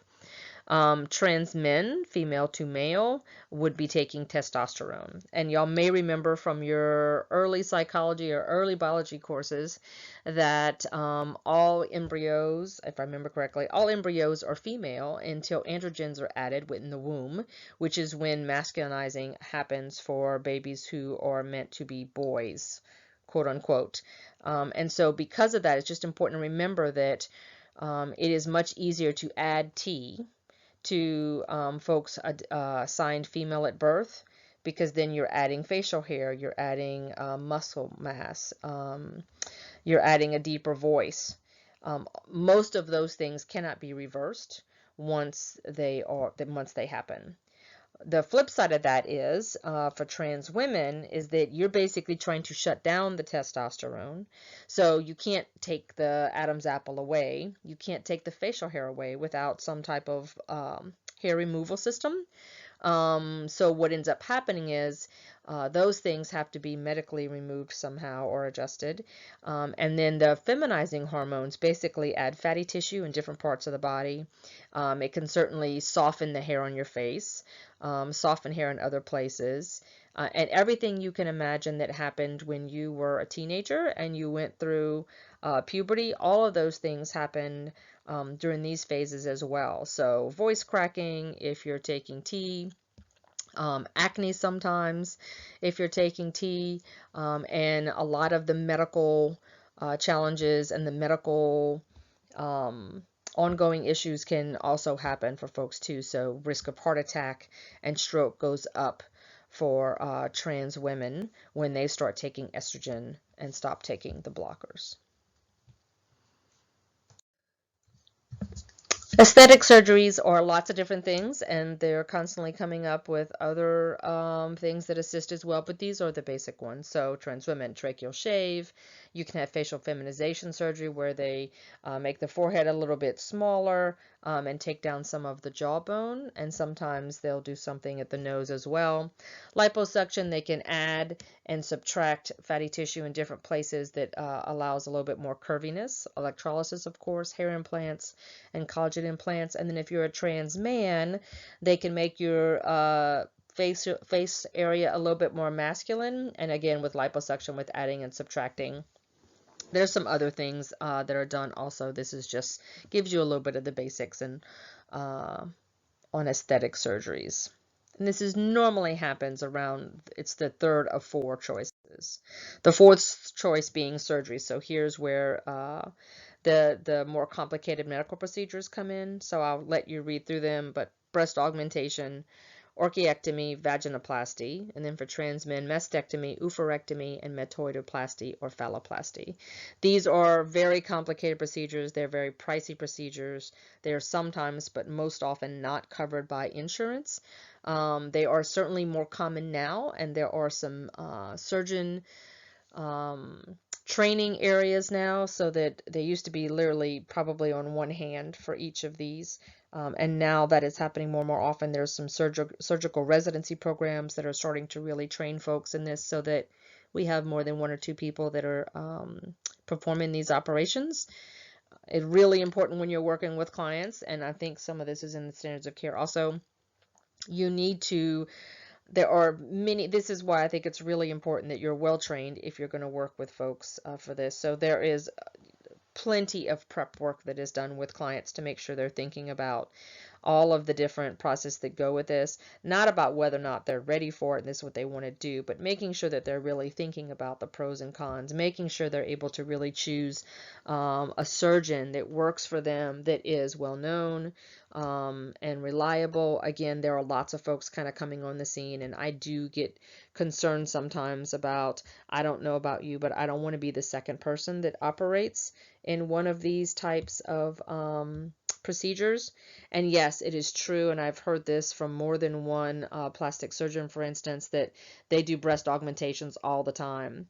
But a breast augmentation is very different on a chest that has been masculinized versus a chest that has been feminized since birth, and you're just adding tissue, etc. So I feel like this is very different. And again, going back to what I said earlier, these folks, some folks coming on the scene, this is a model for them, a business model, a way to kind of make their business wider for them. And I worry about the true ability of those surgeons to be affirming versus it just to be a surgery. And there was a time when folks who did this work for trans folks were very supportive and very knowledgeable about the trans community.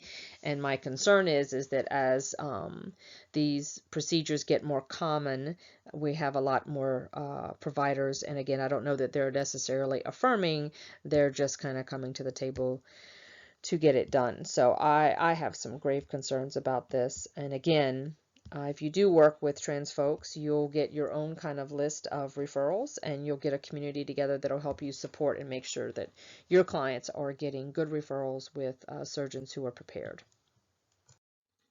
We're going to talk more about youth next week, I believe, but I did want to say this specifically, that it is very tricky. I know that it is one of our hot topics, if you will, about when children are transitioning, and it is a very complicated subject matter for folks in many ways.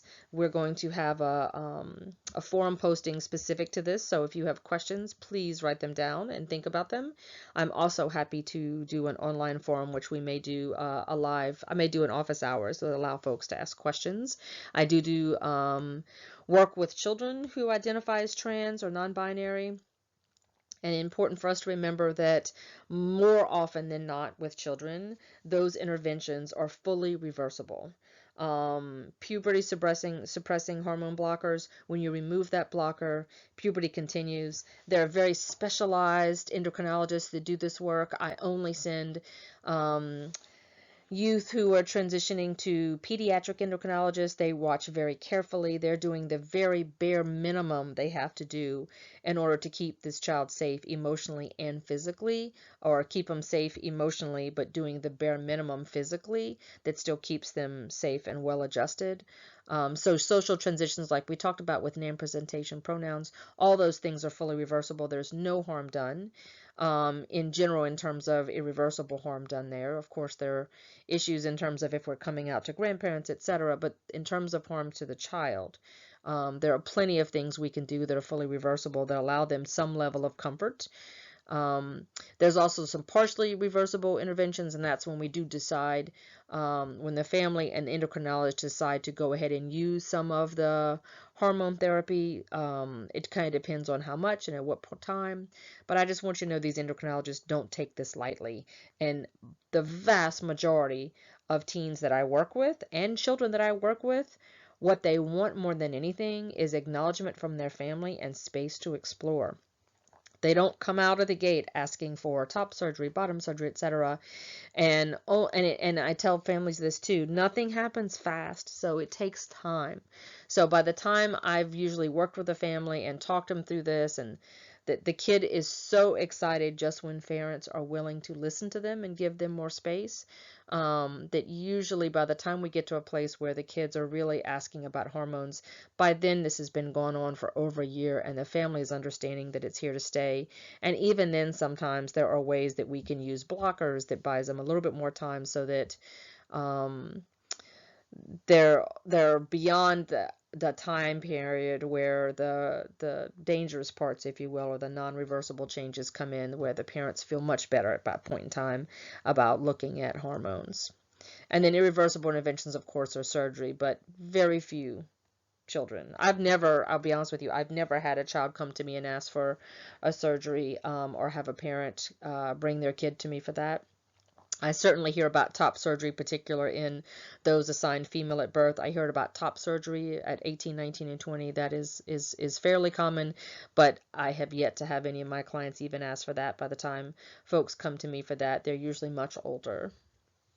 I do think that because we're seeing, we have plenty of teens who actually have verbiage now that we didn't have before, and they have communities that are willing to support them. So we do have folks that are coming out to their parents earlier, and therefore we have interventions that are starting earlier, and therefore I do think we are going to see some, because the numbers are increasing, I think we're also going to see some of the numbers, proportionally of course, increasing in terms of folks who are like, they call them desisters, if you will.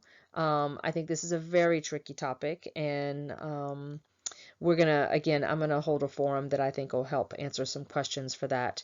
But as of yet, that is not something I see. It's just a fear I have because we are coming out so much earlier. When I first started seeing trans clients, the average age folks were coming to me was 35, 45. And of course, now we do have younger folks. I don't think that we have younger trans folks. I just think that there is language that we didn't used to have before, and kids are feeling emboldened enough to be able to ask their parents to respect them in ways that we didn't always allow. So I think there are some ways that we can support kids as they question and as they explore their identity without being unaffirming, and at the same time not putting them in a situation where they are making decisions that they're going to deal with the ramifications forever. I do think that there's a balance there that keeps the child affirmed and not shamed, and the parents knowing that they're not putting their child in danger. A little bit of information about Harry Benjamin, just so you'll know that this is not a recent phenomena. Being trans has been around for a very long time. And the World Professional Association for Transgender Health. Again, I'll post the standards of practice on Moodle so that you'll have them handy. So gender dysphoria, we talked about it, that it can be lots of different things. The distress a person feels as a result when there's incongruency, if you will. And these are the things that you're going to need if you ever work with diagnosis. And I just want you to see that there are two different ones. We do not say gender identity disorder, which is what we used to say. It is gender dysphoria. So we have a diagnosis code now for the presence of a dysphoria in adolescence and in children. Adolescents and adults are together, children is separate. And ICD-10, if you're ever a clinician, you'll have to use these as well. I show both of these just so you can see that ICD-10 is used on insurance as well as DSM-5, and we don't use transsexual anywhere, and gender identity disorder is no longer a thing in the DSM-5, yet our insurance companies still require us to use transsexualism as well as gender identity disorder. So just wanted to show you that incongruence that we have in our system as well.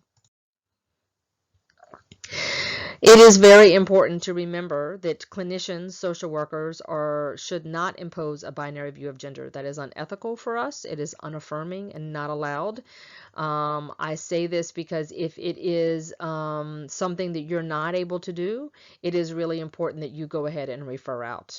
I don't want us to confuse it, that this is not, again, like we talked about before, this is not a morality situation. This is not a religious situation. If people's personal beliefs interfere, then it's really important that you go ahead and refer out, because it is unethical for us to impose binary view of gender with our clients or parents for that matter. Similar to why we can't use conversion therapy on folks who are identify as lesbian, gay, or bisexual. So things we can do when working with our trans client, we can support them as educators and advocates in their actions. I have had to speak with schools before, with teachers before. Our role as social workers is to advocate for trans folks. They are some of the most disadvantaged and oppressed folks that we will ever work with. So important that we play that role in our communities of fighting for them, if you will. And then, as I mentioned earlier, we maintain our therapeutic relationship with our clients because they're going to need us throughout their course of life. And then one of the hardest things that we do when working with youth clients is helping parents understand it's a slow process and slowing everything down, helping them to decide the pros and cons of telling grandmother, telling grandfather. Again, I feel like this is a very specialized field and would love to see some folks that are really trained well in it. We need more gender therapists out there for sure, but the different pieces have a lot to do with how many clients you've seen to be able to know what all the nuances are for how families decide. What we can do is really just walk through the pros and cons with our clients about when's a good time to go through with telling someone and when's not. I've had to walk a client through literally changing careers, knowing full well that there was no way they could transition from male to female in their career, which required a lot of physical strength, and you do lose some of your upper body strength when you start taking feminizing hormones, as well as it just was one of the most male-dominated fields that there is, and so she really felt like it had been her best interest. So while she began taking hormones and growing her hair out, which she could really use that and be okay, no one could really tell, she was preparing and training for another field, so that by the time she really lost her upper body strength and started to have other kind of visual cues that folks might be able to pick up and whether she was ready to come out or not, she was already established in a new field. So that was something we had to negotiate and figure out so that we could keep her safe and make sure she didn't lose her financial stability in life as well. So I know we hear a lot about bathroom bills and other things that we will talk about a little bit later when we talk about advocacy and legalities. But I wrote this slide so that we could see it. So transgender folks have fundamental rights to life, liberty, equality, health, privacy, and expression. So anything that interferes with those and their ability to express their gender identity interfere with each of these rights. So for instance, not being able to wear a skirt has a direct impact on folks expressing themselves in a way they need to, including going into the bathroom of their choosing. Again, I know this is a loaded topic and we will have more time to discuss it. I just ask you to consider it as an issue of equality and an issue of their own safety, and that when we interfere with their rights, it counts as well. Again, remembering who is the oppressed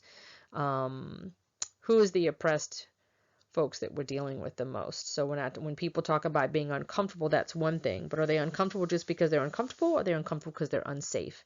And 9 times out of 10 in this situation, the unsafety is for the trans person, not the cisgender person. So kind of like I was saying earlier, we have to be aware of our own countertransference. Not everyone is accepting of folks who are trans. I think that's fine. As I said, we all have our bias. If we think we don't, we're mistaken. I just want us to know where our bias is, and I want us to make sure we don't put ourselves in a situation where that kind of spills over onto someone else. So knowing where our countertransference is, consulting with folks that are our colleagues that we know, you can always, no matter where you are, in your professional career, you can always reach out to me, and I'm happy to talk through something with you to help you kind of figure out where your bias is or what you can do or check yourself.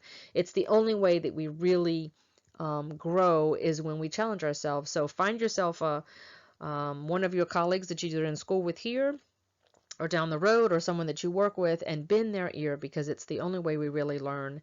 I promise you it's not something I haven't heard, as they probably feel the same way, and I really am much more interested in folks really challenging their own misconceptions, their own bias, than I am judging for someone for having it. So in educating ourselves, getting our consultation, and referring out, always really important. I think you'll see more trainings coming forward, but please be in touch if you're ever looking for training, and I will help you find one. Glad to do that as well. Transphobia looks like lots of things. So you have the generic things here, the discomfort of someone in general if they're trans. If you have any kind of feeling, not unnormal, so I totally get it if you do, but if you have any kind of feeling about someone who's trans just because they're trans, that's a form of transphobia. And important to remember again that like trans folks of color frequently have all forms at the same time. It's just there's some of the statistics I think in the book that talks about if you are a trans woman of color, the likelihood of you being involved in something that is physically harming to you is so high, particularly when it comes to hate crimes and violence. Here's a couple of examples of transphobia. See if you can think of a situation for each one of them that makes sense. One of the ones that I will tell folks all the time is if I'm dating you and things are going great and you tell me that you're trans and I say peace out, that is transphobic. It is what it is. I'm not trying to judge you for it, but that's what that is. It's basically saying that because of the genitalia you have, or because of your chromosomes, or because I don't like the fact that you have any of these things as your identity, then I'm not even open to your humanity anymore. So I invite you to really think about it that way, right? Someone who says straight up that I'm not dating anyone who's trans, that's transphobic. I think we're lying to ourselves if we're trying to say that we don't have bias. We absolutely have bias, but own the fact in that scenario that it is a transphobic statement. Our goal is not to never be some kind of bias. Our goal is to know when we do have bias, consider leaning in against it, and not let that kind of roll off on someone else. The book talks about dating and coming out as a dating thing. It is one of the hardest things my clients deal with is trying to figure out when it is they come out to someone that they're dating. And as you can imagine, I've seen it go both ways, either way. There is almost no good time to do that because we have, as a culture, we just have so much stigma that comes with this. And I see both sides of it. What I want folks to know is that 99 times out of 100, I promise you the trans person is struggling with when is the best time, and it has much more to do about the fact that they don't want to lose the person they're dating than it is that they're trying to somehow get something over or trick someone. That is very rarely the case. So just take a look at the other things to see. Remember that they is a singular pronoun. It was a word of the year by Merriam-Webster, and there is nothing wrong with they as a singular pronoun, and again, frequently used for folks who are non-binary. Remember, all you have to do is ask. Some examples of how to ask about pronouns are what pronouns do you use? What are your pronouns? Not what do you prefer, etc. And I think the best way really is to open up by saying, hi, my name is Cappy. I use she, her pronouns. What are yours? That way I'm modeling it for them anyway. So these are some examples of how you can describe a trans person. affirming and non-affirming on the left and right hand sides, just so you get an idea of the appropriate way to say things. And then the same thing, how to refer to a trans person before they've transitioned. This gives you some examples of appropriate ways and inappropriate ways. And then just to make sure that we're really clear about what words we avoid, right? It's an adjective, not a noun, so we don't put an S on it. We don't put an A in front of it. We don't put an ED. And we don't say sex change. We don't say preferred.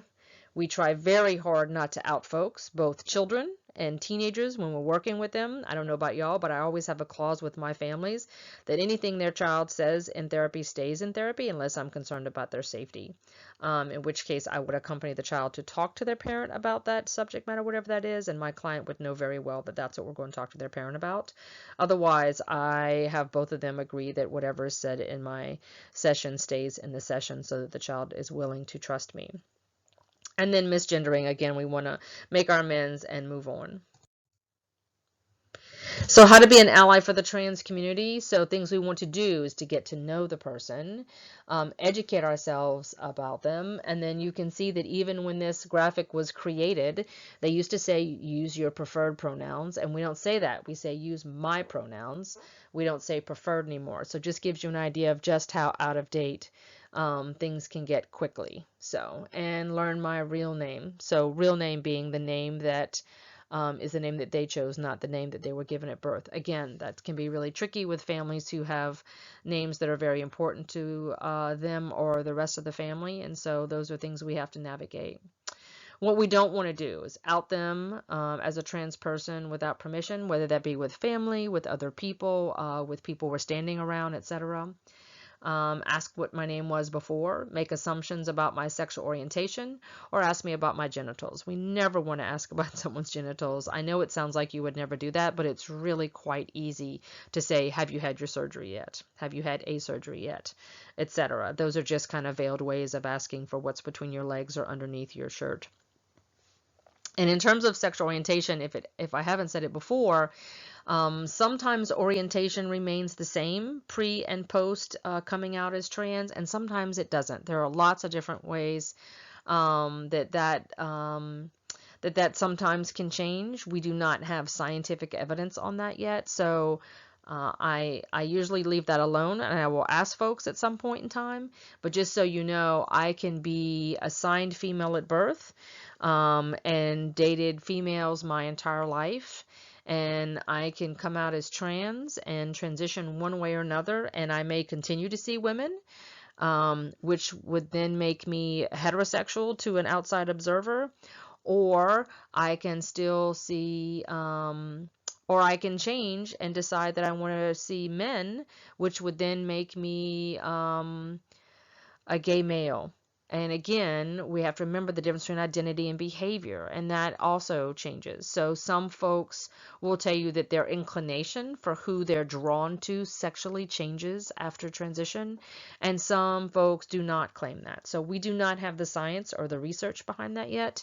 And so the bottom line is that really does depend, and it is really difficult for us to tease through behavior versus orientation. So it really is an issue of identity, and folks get to self-identify, of course, and let us know. Just don't make any assumptions that anything stays the same or changes.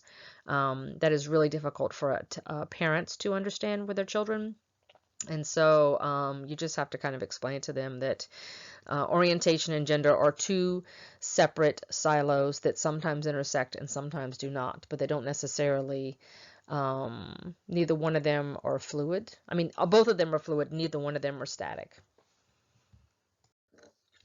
Just a little bit. We're going to talk some more about this also later with advocacy, but here are two really big days to things that you can do to support trans folks, is understand about these days and do something to support them in your community. Almost always there's something being planned, unless you're in a small community, which would be different. So maybe look around and see March 31st if there's a day of visibility coming anywhere around in your area. I'm also going to post a new video that I was able to get. If you haven't watched the show Pose, there's a very good video that I'm posting for us to see a little piece of that. And I'll look forward to hearing how y'all like it after you see it.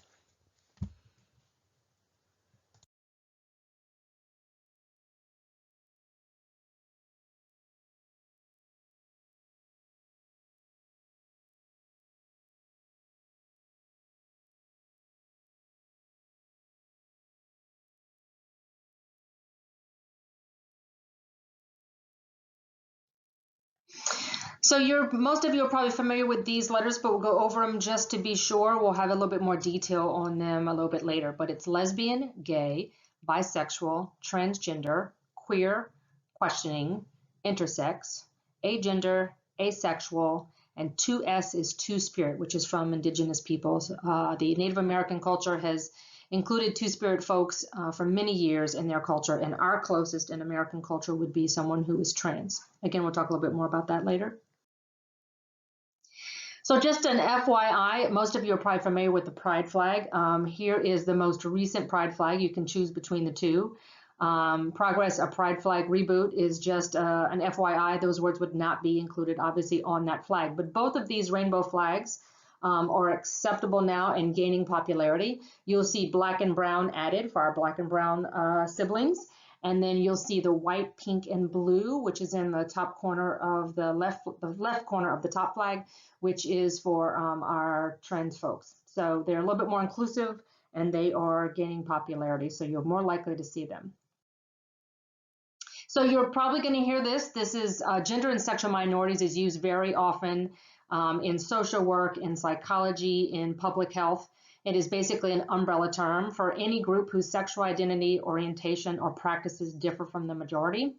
It also includes transgender, genderqueer, and intersex. And again, this is used often in public health, especially as an umbrella term for all folks in this area, as well as sexual practices and relationship structures are also included in this. That's for another class, though. Let's talk some about definitions when we're referring to sexuality or sexual orientation. This has nothing to do with gender. So lesbian is a female attracted to another female. Gay is used for both anyone who is attracted to the same sex as them. And oftentimes you'll hear it as a gay male, but actually there can be gay females as well. Bisexual is a person who's emotionally, romantically, or sexually attracted to more than one sex, gender identity. Though not necessarily simultaneously, in the same way or to the same degree. Pansexual is similar to bisexual, although they include transgender and folks who are gender expansive one way or another, or agender. So pan meaning all. Sometimes this is used as polysexual also, which is all or any sexual identities. Asexual is someone who does not feel romantic attachment or attraction to other folks, whether they be male, female, or trans. Demisexual is someone who only feels that sense of sexual attraction and romantic pull, if you will, from folks after they have a deep and emotional connection to them. Only at that point in time do they feel a sexual attraction, whereas some folks may feel a sexual attraction immediately upon meeting with someone, etc. And heterosexual is folks who are attracted to the opposite sex, of course. It's important for us to remember the difference between orientation and identity. Orientation are our thoughts, feelings, and behaviors, how we express ourselves towards other people, who our sexual attractions are towards. That is our sexual orientation. Our identity is a community or subgroup that we show an affinity for, and maybe how we identify with other people. So for instance, my orientation may be towards attraction towards men and women, and I might identify myself as bisexual. I also may identify myself as queer.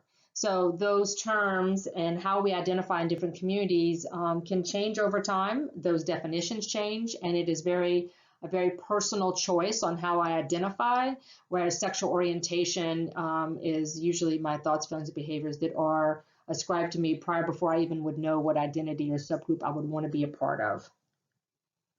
So sometimes those things match up to the common person if they're just looking at a relationship, and sometimes they don't. So if our sexual orientation, you can see on the left-hand column, all of those are sexual orientations.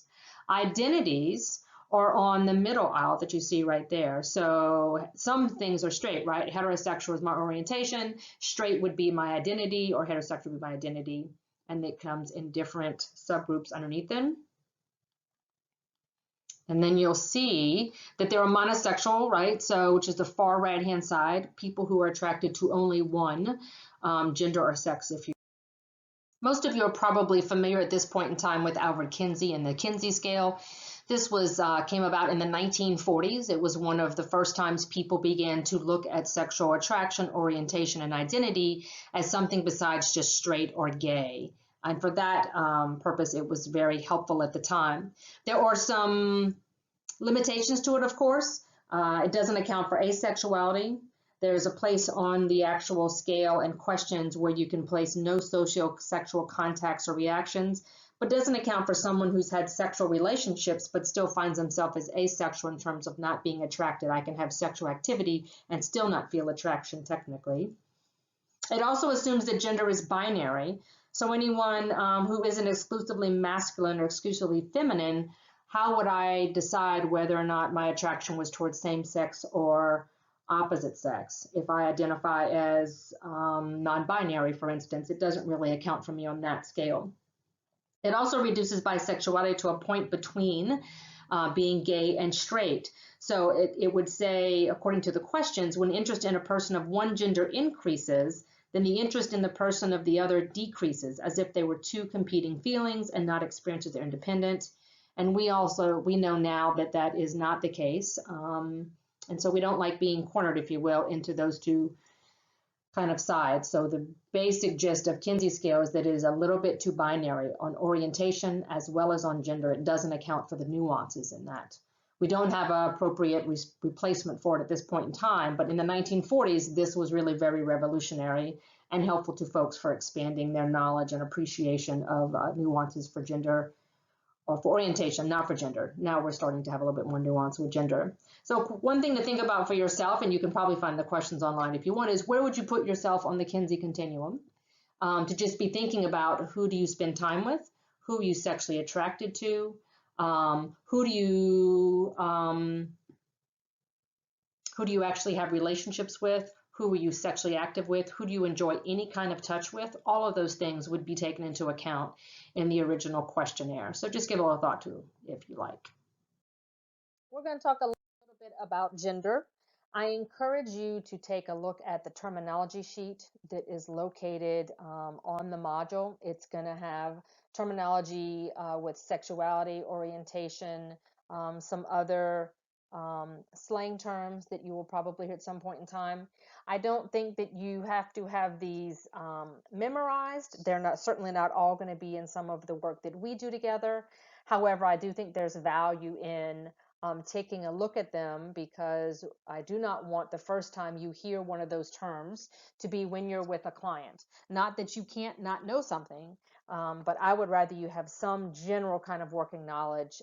And I think by reading the entire handout, you'll get an idea of some of the variations that we've talked about before. So one of the things you'll hear most often talked about in gender today has to do with gender variance and gender expansiveness, meaning that we are really exploring gender in a way that we have not empowered people to do so previously. You'll hear non-binary stated sometimes, or NB, some folks will say that, which basically means they are not ascribing to the male-female dichotomy, and that they do not believe that it has to be only male and female, so they are leaning against those norms. And you will hear folks talk sometimes about the fact that our terminology changes a lot, and some folks will criticize and say that our terminology, two things are the same, but they have a different identity, but they maybe have the same meaning. And what I encourage you to think about is that because we are being empowered to look at gender in a different way we have before, people are feeling empowered to come up with the word and the identity that best suits them, best fits them, best describes them. And so that's why we see these words changing, because people are refining what they mean and discerning and teasing out finite pieces within these identities, which we want to empower people to be able to do so. The other thing that's important about identity, especially when it comes to gender, although it certainly exists in sexuality as well, but particularly with gender, is that we do not assign identity. We allow folks to discern and advise us what their identity is and how they identify. So if someone asks me if somebody is trans or if somebody is non-binary, my response to them would be, you're going to have to ask them, because people get to self-identify. So know that that is important for us. So transgender is obvious, right? So it is someone who identifies as a gender or no gender, but the gender that they were assigned at birth does not fit them. It doesn't resonate with their lived experience. So we would say that person is transgender, or they would identify more than likely as transgender. And the other important thing to remember is there is no threshold for what allows you to identify yourself as transgender. There's nothing that you have to do. There's no transgender enough, etc. You don't have to have a surgery or anything else. A transgender is a self-identifying form, as mentioned earlier. So genderqueer is someone who feels that they can be neither gender. They can be both genders simultaneously. Anything that doesn't fit, again, into that binary. I find this is a little bit of an umbrella term also, genderqueer. Gender fluid has to do with someone's gender changing depending on the circumstances, the time, or the situation. And that could be that someone identifies as female or male. It also could be someone who identifies as non-binary and female. Regardless of what that is, that they are fluid and have some fluctuations in how they identify and sometimes how they present themselves. Agender is not having any gender at all, not identifying as a gender. It's a lack of, a meaning a lack of. Bigender is having two genders that you identify with simultaneously or consecutively. That could be kind of like gender fluid. That could be male and non-binary. It could be female non-binary, and also could be male and female. That really depends and is open to folks self-identifying. Pangender, we talked about pansexual earlier, so somebody who identifies as more than one genders at the same time. Transmasculine and transfeminine are normally folks that don't feel so far away from the gender they were assigned at birth that they would consider themselves transgender. But they lean towards masculinity, so transmasculine as opposed to transgender. So a transmasculine person would be someone who was assigned female at birth, but tends to align more on the masculine side. So they don't feel that strong enough, similarly to demiguy and demigirl. In both of these circumstances, it's not enough for them to feel like they are another gender, but enough that they wish to slide more one way than the other, and it does not match up with their assigned gender at birth. One of the other things that makes the difference with a demi-guy versus, say, a trans-masculine person, both of those being assigned female at birth, is that they do not feel dysphoria in the same way that someone who is transgender is. They simply feel like they align better as trans-masculine or being a demi-guy, but it is not enough that they would have the discomfort of dysphoria and therefore would trigger them more than likely identifying themselves as transgender. Masculine of center is very similar to transmasculine and demi-guy. However, it is used predominantly in Black culture. And so we see that used most often. I don't think that's even on your terminology sheet. It is something that's a little bit more casually used, but I do see that used predominantly, again, by Black folks, would be masculine of center or feminine of center, but I hear it with masculine more often. Intersex is, we're going to have a whole area just on that, but that is when you have ambiguous genitalia or ambiguous sometimes chromosomes, where it is not very clear or it's not all aligning up as either male or female.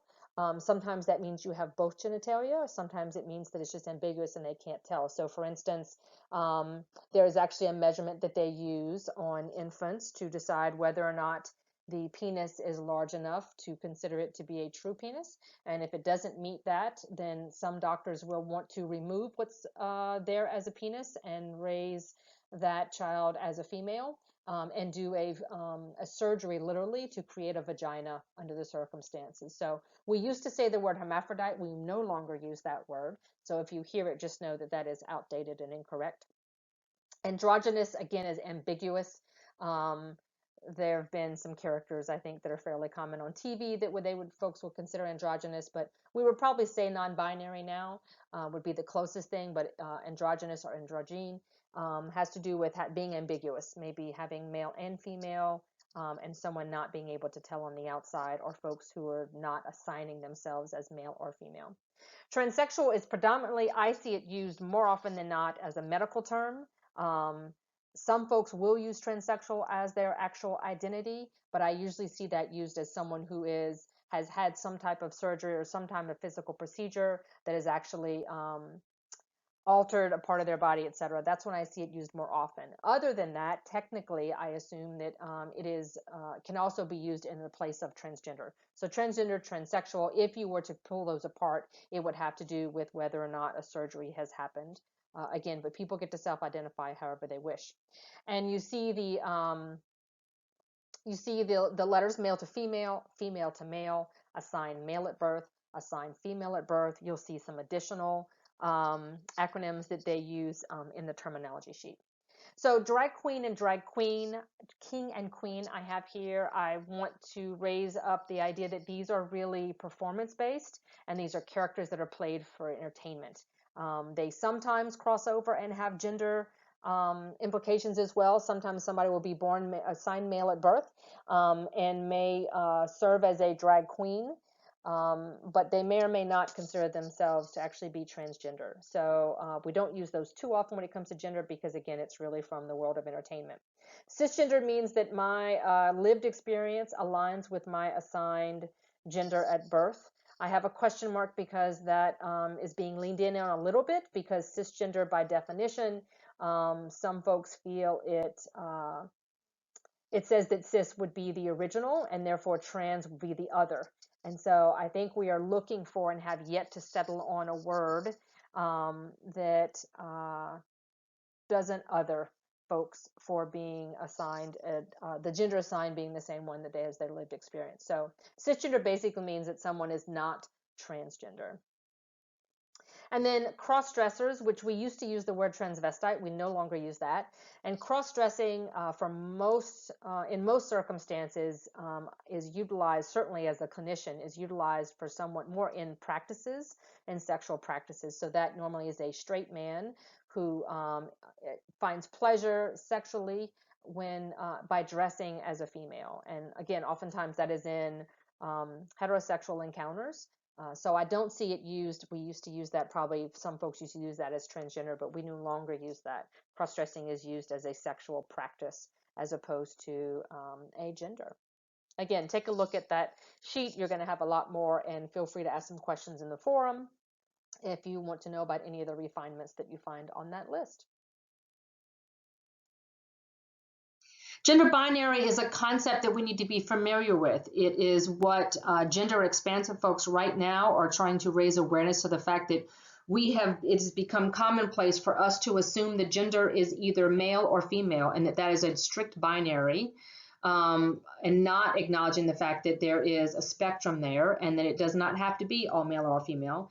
So important to remember that this is a cultural construct, this binary of male and female, and having attitudes and activities and dress and how you present yourself attached very strongly to separate genders or to opposite genders, and in that binary, that has only been created over time. And so although this is being pushed against now, it's important to remember that this was not always this way. As you know, back in the day, folks would wear, you had men that wore a lot of jewelry, which usually signified that they came from riches and were dignitaries in one way or another. They certainly have worn dresses or loose-fitting clothes. They've worn wigs. All of those things were not ascribed to maleness many years ago, but over time there's become a distinct differentiation. And so only women wear skirts, not men, and only women wear lots of jewelry, not men, and only women have long hair and men can't. And all of those things are being pushed in against. And so it's a cultural construct. It becomes a social boundary for us. What activities can a male do and a female do in commonplace? What professions do we hold? All of those things are things that have created over time, and somehow we've gone further and further to this binary and not allowing folks to really be nuanced, be anywhere in that spectrum, whether or not we have male and female nurses, male and female teachers, male and female mechanics. But as you know, those typically are attached to one particular gender more than another. And so we've created that, and we can uncreate it. And that is what's being challenged right now. There is more and more government recognition that this gender binary does not have to be that way. So you're seeing markers on driver's license, for instance, that are no longer just male and female, but there are a couple of countries, and I think 2 states at this point in time, that will allow you to put X, which is not male or female. And some folks are trying to do it even on their birth certificates. So we are seeing some government recognition of there being more than just male and female and those two. So gender neutrality is what folks are asking for, which is when our policies, language, and institutions no longer distinguish roles according to sex and gender. And that way we don't have this construct that then somehow puts someone on the inside of expectations and another person on the outside of expectations. This comic is just a representation in a kind of funny way of raising your awareness to the fact that there was a point in time when some of the same things that we've said about gay people or trans people, etc., were actually said about women. So I just want to lift up the idea that we have gotten it wrong before. We will get it wrong again. So when we think that gender is only supposed to be one way and orientation is only supposed to be one way, just important for us to remember that when at some point in time we'll know better. So when we know better, we do better, but just a different way to look at it. One thing that's become helpful for folks to really get used to this idea of not having a gender binary is understanding that there are several pieces that create what we would consider a gender binary today. So the easiest way to think about that is there are 4 elements of gender. There is gender identity. That's much more about the brain, how I identify, how I experience life, who I consider myself to be, that kind of internal connected to the brain is gender identity. Gender expression is how I dress, how I present myself on the outside to the world. How people perceive me in the world, unfortunately, oftentimes is restricted in that way. But gender expression has to do with how I present myself on the outside. Sex assigned at birth is much more about genitalia. It is what someone looked at my naked body when I was born and decided that I was male or female based simply on an appendage or not having an appendage on my body. It is assigned at birth, yet it is one of the things we take into account when we think about gender. And then there's sexual and affectional orientation. And although that technically doesn't have anything to do with gender, it frequently kind of crosses over. So important for us to think about that is something that some people consider gender. So those 4 things that would be important for us to remember. Gender nonconforming is something we are really being tasked to get up to speed with right now. There are lots of ways we talk about that. What you probably have heard more commonly used is non-binary. NB, sometimes they will say. And that is just when folks are not conforming to the gender that they were assigned at birth, or it might be not conforming to what people externally see or assume that somebody's gender is. And so you'll see masculine of center, feminine of center. We talked about that. And gender neutral, where I really am not ascribing to either way. But gender nonconforming is both a presentation in terms of how you view someone. It also can be behaviors. When a young child assigned at birth male plays with a toy that some folks would say is a toy that normally would be ascribed for females, then they would be gender nonconforming.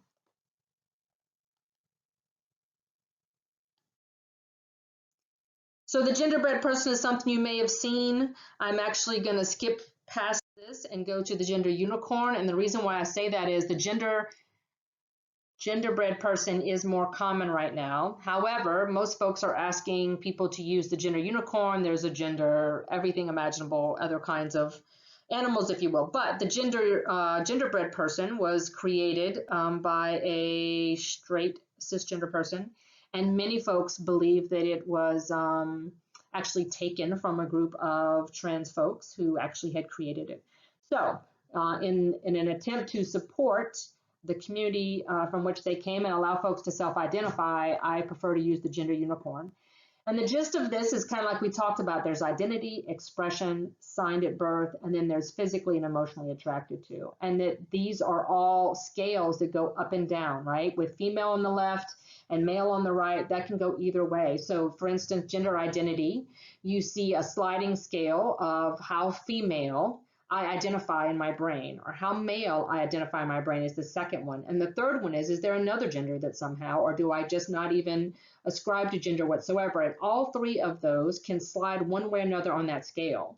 So that would mean that out of all 5 of these things, I can have any number of combinations. And it gives the idea that it is not a simple left and right situation, because every person in this class would have a completely different diagram, if you will, if everyone filled that out. So I invite you to print this at home, or you can find it in plenty of places online. and actually go through each one of these and see, how do you identify, how do you express yourself, what were you assigned at birth, who are you attracted to, emotionally and physically. Those may be the same, they may be different, just to give an idea of how many different options there are on those lines of nuance and spectrums. So important to realize that. And again, we lean towards the gender unicorn as opposed to the gender bread person. Please feel free to take a look at the video, Transgender Basics, which will give you a lot of information. We'll talk about some of the basics here as well. So transgender is certainly what we hear talked about the most. This includes people who do not fit into societal expectations. Like we talked about, those are social constructs, but when society expects us to act one way and we don't, especially when it comes to male and female, and those who choose to transition and or change and or lean against and or assert themselves in terms of their identity, their expression, or their assigned sex, so that all of those feel congruent. Because if I identify as female in my brain and in my head, and I present myself as female in what I dress and how I wear my hair and the accoutrement that I use, but I was assigned male at birth, so I may have male genitalia, or I may have very feminine features, and I want those to be congruent, then that more than likely I would identify myself as transgender. And again, that can be done in lots of different ways. We'll talk a little bit about the nuances. To be transgender does not mean that I have to take any action other than allowing myself to be congruent and really thinking about those different aspects of my gender identity. But some folks will say, well, you have to be taking hormones in order to be transgender, and that is not true. There is no line that decides whether you are trans enough or not.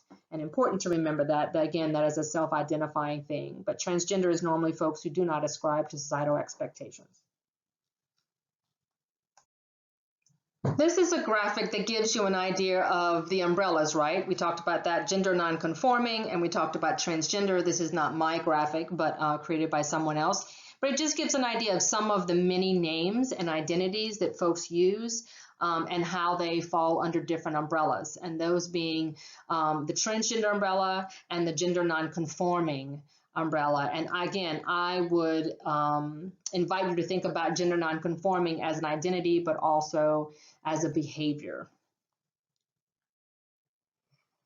So we've had lots of different ways as clinicians that we have been charged with serving and treating and diagnosing our folks who are struggling with their gender.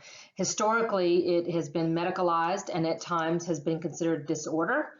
We no longer have that with DSM-5. The diagnosis that we utilize as clinicians is called gender dysphoria. And that basically is the distress that someone feels when their gender doesn't match up with how they identify and how society sees them, or how they identify and what their body looks like. This shows up in lots of different ways, and it is a very unique and personal experience for every person who's walked in my office for sure. And so just to give you an idea of the different ways that does show up, for some people it shows up as an anxiety. For some people it shows up as a depression.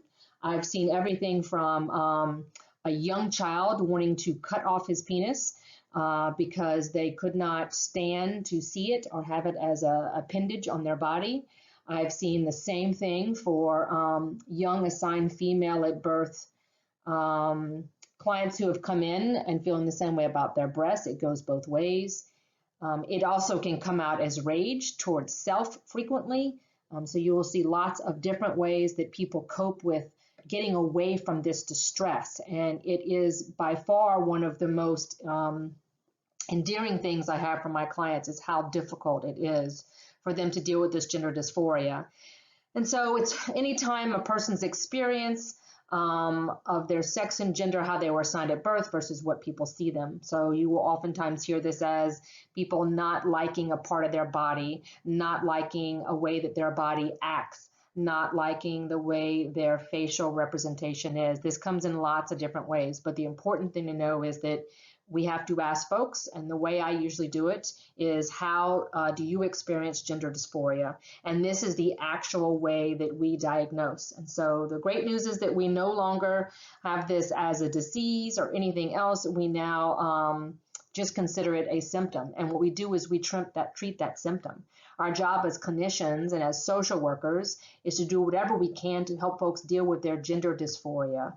And that has been a great help for clinicians when treating folks that are trans, so that we're not dealing with diagnosing someone as being transgender, but simply working with their actual ramifications of their identity. Because again, being transgender is not the issue, and that in and of itself doesn't pose the problem. What poses the problem oftentimes is that how they experience themselves doesn't match how the world sees them. And oftentimes the world will shame or judge or put people in a box that they can't abide by. And it's that stressor, it is that piece of shame that's handed on that is what causes most of the distress.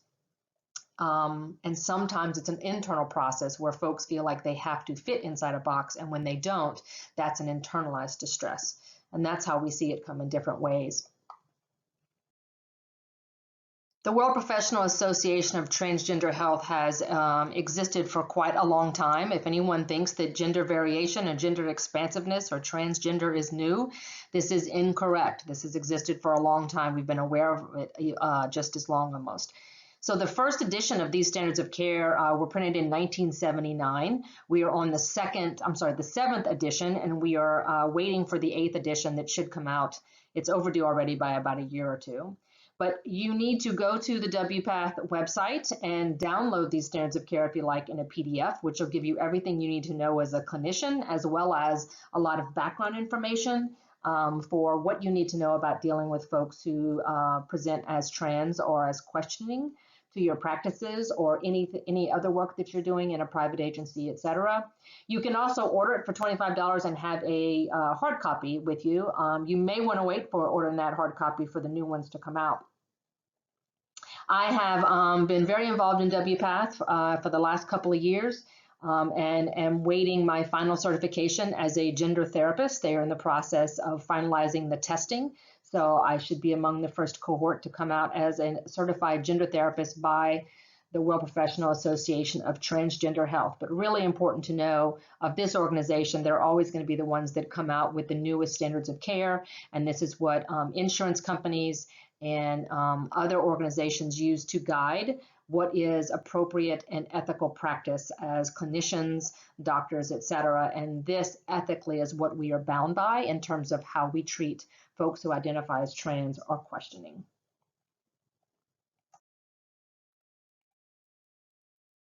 Again, I want you to kind of see what these look like all in one place, and the fact that lesbian, gay, bisexual, and queer are all sexual orientations.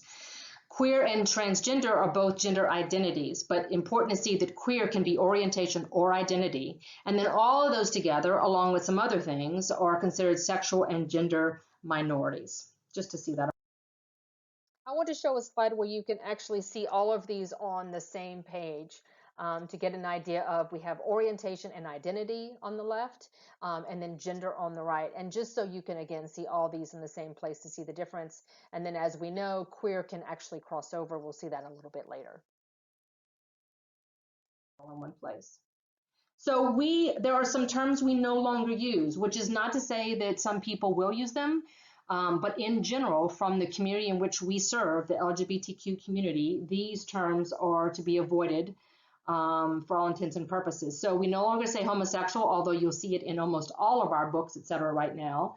It is not a term that is used most often for lay folks and in the community. And part of that has to do with all of the negative attachment that word has been spewed at for over many years, how that word has been used. So instead, we would say a gay person, a gay man, gay woman, lesbian, or gay people. For the same reason we don't use homosexual relationship, why do we need to qualify that it's a homosexual relationship? More often than not, relationship would suffice. So why would we specify that if we weren't trying to other someone, if you will? Sexual preference is what we used to call sexual orientation or orientation. And again, that presumes that that would presume that folks who are with someone of the same sex, that is a choice as opposed to their orientation, how they were born, and what comes naturally, a natural and kind of immutable quality of their personhood. So we no longer say sexual preference. We don't use the word lifestyle, again, just because it's been used negatively for so many years. You can imagine, if you will, if you think about over the course of your life, what do you know as the gay or homosexual quote unquote lifestyle? Think about what that means, and more than likely it's directly attached to some type of stereotype. So this might be the lives of gay people. It might be the culture of gay people, but lifestyle, it has some negative connotations we don't use. So transgender is an adjective, not a noun. So I can be a transgender person. I can be a trans person or people. We don't put an S on it. We don't put an A before the word, and we don't use ed or isms. You will see transgenderism, unfortunately, still in some scientific journals, etc. They're starting to get rid of that, hopefully. But I see ed used the most often in terms of someone being transgendered. But in actuality, there may be a trans man or woman, but they are not transgendered. The same way we wouldn't use gay or lesbian. Sex change is what we used to call medical transition, if you will.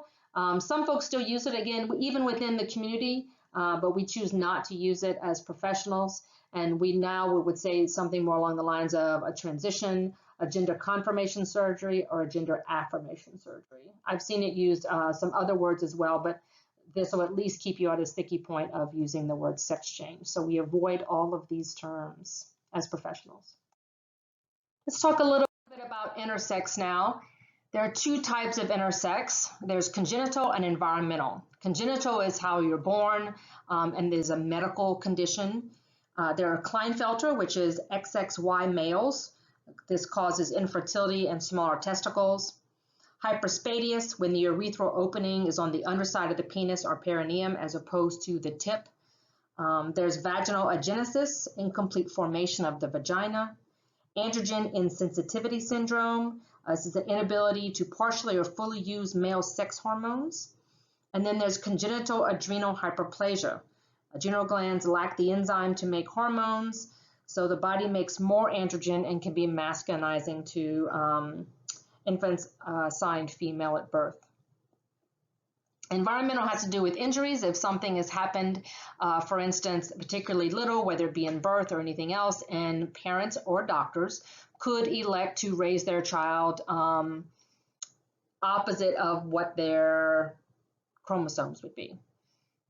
Historically, these decisions have been made at birth. There is a big push and a lot of advocacy going on for doctors and parents to not make these decisions on infants before we really know how their brain identifies gender-wise. So for instance, if an infant was born and the penis is too small, there are some actual measurements they use. And if it is too small, they would identify that as ambiguous genitalia, and they could potentially perform some sort of surgery to remove what they would identify as a too small penis, and then raise that infant as a female. And then, of course, what happens when the child gets older is if they really do identify as male, but now they don't have a penis that signifies that, then we start getting a little bit older, and there creates a situation where a person identifies as male but has nothing that society tells us is supposed to make you male, because they don't have a penis. So there's been a lot of push now for any situation where genitalia is ambiguous. Sometimes there's a mosaic disorder where chromosome-wise there are representations of male and female.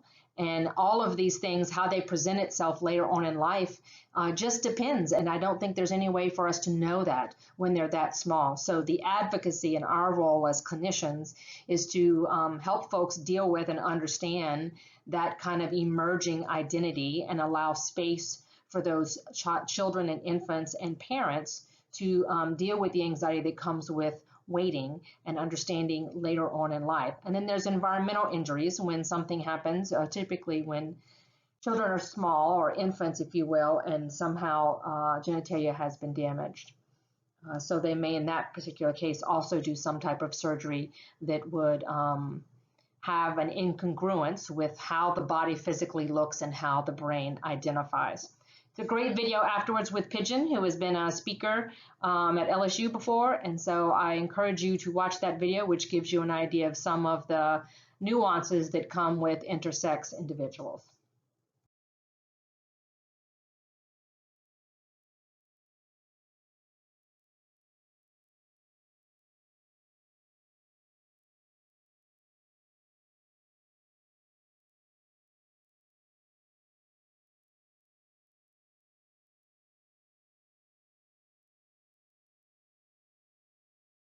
Raise your hands if you have testes.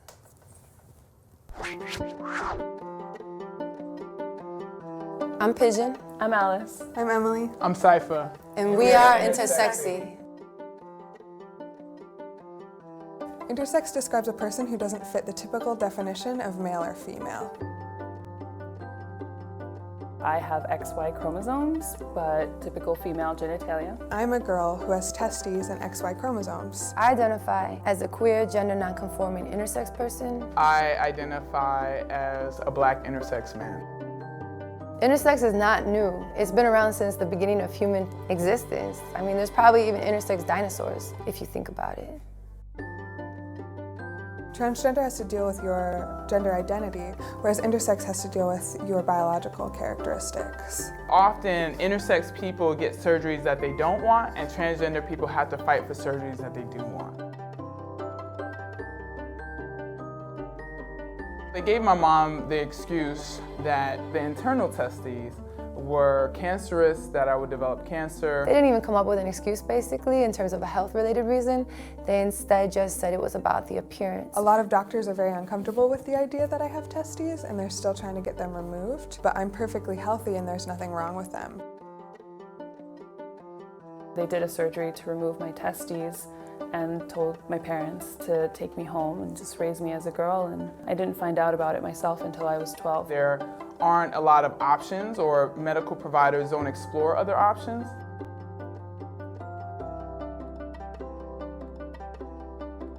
My mom would put me in dresses and she would be like, "Oh, aren't you so cute and you're so pretty?" And I would be like, "No, this is horrible." I was put on hormonal treatment, which consisted of estrogen and progesterone. I just wanted to belong. I wanted to fit in. I didn't want to be different. So even though I knew something felt amiss, I conformed.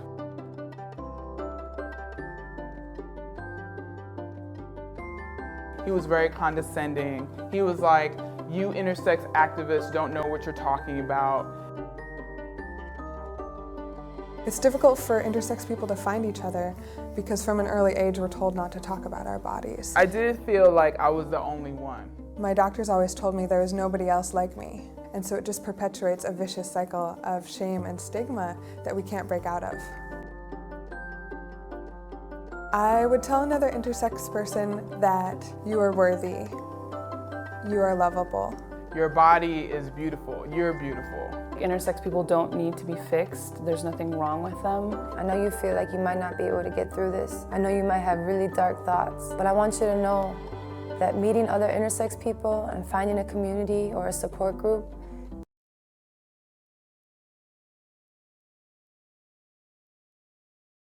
A little bit more about pronouns. The United States is one of the countries that actually has pronouns attached to gender, in terms of there being a binary here of having he and she. Whereas in some countries around the world, pronouns are actually gender neutral. You'll see them listed at the bottom of this slide. The other thing that is often used is non-binary folks in particular are using they, them, and theirs as a singular pronoun. Some folks would tell you that that is not grammatically correct, but they are actually incorrect. They, them, and theirs historically have been used as singular. It just has gotten out of practice and now it's being called back into practice. So they, them, and theirs is an acceptable singular pronoun, and it is a gender neutral pronoun and can be used for folks who are non-binary, as well as folks who identify as male or female, but it can be used for all of those. The other thing I want to say about pronouns, as you see in the top right-hand corner where we have name tags, where folks can actually pick the name tag that matches their pronouns. This allows, if everyone were to wear this name tag, it would make it a norm for people to state in advance what their pronouns are. That allows people to not be put in a circumstance where they have to either correct someone, or it also prevents folks from having to be put in a situation where I have to ask you in particular what pronouns you use. This is one of the advocacy things that folks who are not non-binary or not transgender, this is one of the things that we can do to support our non-binary and trans siblings in terms of making it the norm that we front our pronouns first, so that awkward situations don't have to happen and people's feelings get hurt less. So you including it on the bottom of your emails as a signature, putting it on anything that you would use your name on, whether it is Facebook or LinkedIn or the bottom of your emails, or your names if you're doing a Zoom meeting, or your name tags. Any of those places for you to include your pronoun is an act of support for non-binary folks as well as trans folks. This is a wonderful video if you get a chance to look at it that basically says exactly what the slide says, that the best way to handle folks when it comes to their pronouns is to just ask. I'm giving you a couple of examples of how you can do that. This has to do with names and with pronouns. So what pronouns do you use and what are your pronouns are two appropriate questions to ask. One of the things we do not say is what are your preferred pronouns, because that assumes that I have a choice as opposed to my assigned gender being incorrect versus my experienced gender. So we do not say preferred. We just say what pronouns do you use and what are your pronouns. There is a possibility that some folks would be offended by any particular question. All we can do is do the next best thing that we know of. So it is pretty normal and pretty standard for folks not to use preferred. I think you'll be safe enough by asking the two questions of what do you use and what are your pronouns. By the same token, what is your name, what name do you go by, and what should I call you are also appropriate. Again, there may be some specific things folks may ask you to ask them in a different way, or they may potentially not like the way that's asked, but I think you're fairly safe with the majority of folks would be comfortable. And the takeaway from this more than anything is, as opposed to making a guess, we would want you to ask. There is also something to be said in our culture today of never assuming someone's gender. If we were all to never assume that, then by definition, we are giving a nod towards and paying respect to the fact that people's outside appearance doesn't always match their lived experience. So different ways that you can practice allyship in the world would be never assuming someone's gender and never assuming someone's identity when it comes to orientation. Even if you have someone who is actually a male and a female are married, it doesn't necessarily mean that they are heterosexual, and that is a probably longer conversation. But in that scenario, you could potentially have someone who identifies as bisexual, and so we never want to assume people's identity, whether that be gender or orientation. It's just a good practice as a professional to keep. I wanted us to talk a little bit about intersectionality. In today's times especially, it is really important to remember the importance of intersectionality and how present it is in everything. And this has to do with the intersections of identities, and that the more intersections you have, the more in the margins you are, the harder it is for you to be able to assert yourself, to find your place and your voice in the world. And the more intersectionalities we have, it is important for us to remember as social workers that that is who we need to be serving the most. And this has to do with power and systems of control, right? So all aspects of someone's identity has to be examined simultaneously, interacting with each other. So for instance, I can be a Black female, and I certainly have to deal with other folks having privilege and sometimes systems having consequences towards me, if you will, on our systems, whether racist systems, policies and procedures, etc. If I am a lesbian Black woman, I have an additional thing to consider, and my experience as a lesbian Black woman is going to be different than my experience as a very feminine Black woman. If I am a transgender Black woman, I have an additional intersection, and I can't think of anyone who is more vulnerable right now in today's world than our trans women. And if you're not familiar with that, it's certainly easy to find that, and I will try to post some stats for us as well as some current events. But by far, our trans Black women are the most vulnerable today in more ways than one. So important to remember those things can't be observed separately, because if I just assume that all Black women have the same experience, I'm missing what it's like for those trans Black women and the unique situations that they have to deal with. So become familiar, if you're not already, with this terminology. And this is a couple examples of where those systems crisscross. Race, gender, sexuality, and ability, and as you can see, those may all be interactive. And right in the middle, I would have 4 of those intersections. So all of these things have to do with intersectionality. What we deal with the most, and what I do not want to get buried in the fact that ability certainly is included, and language is certainly included, and geographic location is included. And not that I want to minimize for anyone, but in today's times especially, I do want to lift up that race is something we deal with much more often than we do geographic location, for instance. One of the things we haven't talked about explicitly has to do with heterosexism and heteronormativity. So like the other isms, heterosexism is a system that basically pathologizes in one way or another anything that isn't heterosexual. Heteronormativity is a little bit more tricky in many ways, and I find it, they are both problematic, of course, but heteronormativity shows itself in lots of ways. And sometimes it's internalized, just as you would know of other things that are internalized for folks. But anytime a population has been disenfranchised in one way or another, or operating from minority status, or being oppressed, then they can turn that internal, and they can turn it into themselves. So heteronormativity is anytime we as people assume that couples and marriages and spouses always are reflecting opposite gender. So heteronormativity, as a therapist, for instance, that would show up when my female client comes in and says that they're married, and I either assume in my head that their spouse is male, and or I say something out loud to them assuming that that spouse is male, which puts them in a position of having to assert themselves and let me know that I'm incorrect. More appropriate and a more affirming position from me as a clinician would be to come to them and ask them if they have a spouse, and how does their spouse identify when it comes to gender, or what the gender of their spouse is.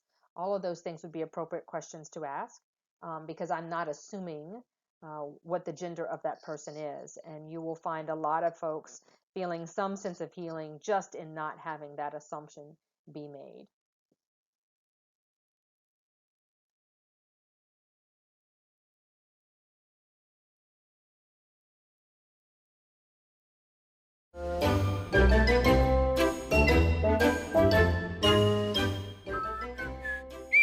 Hi there.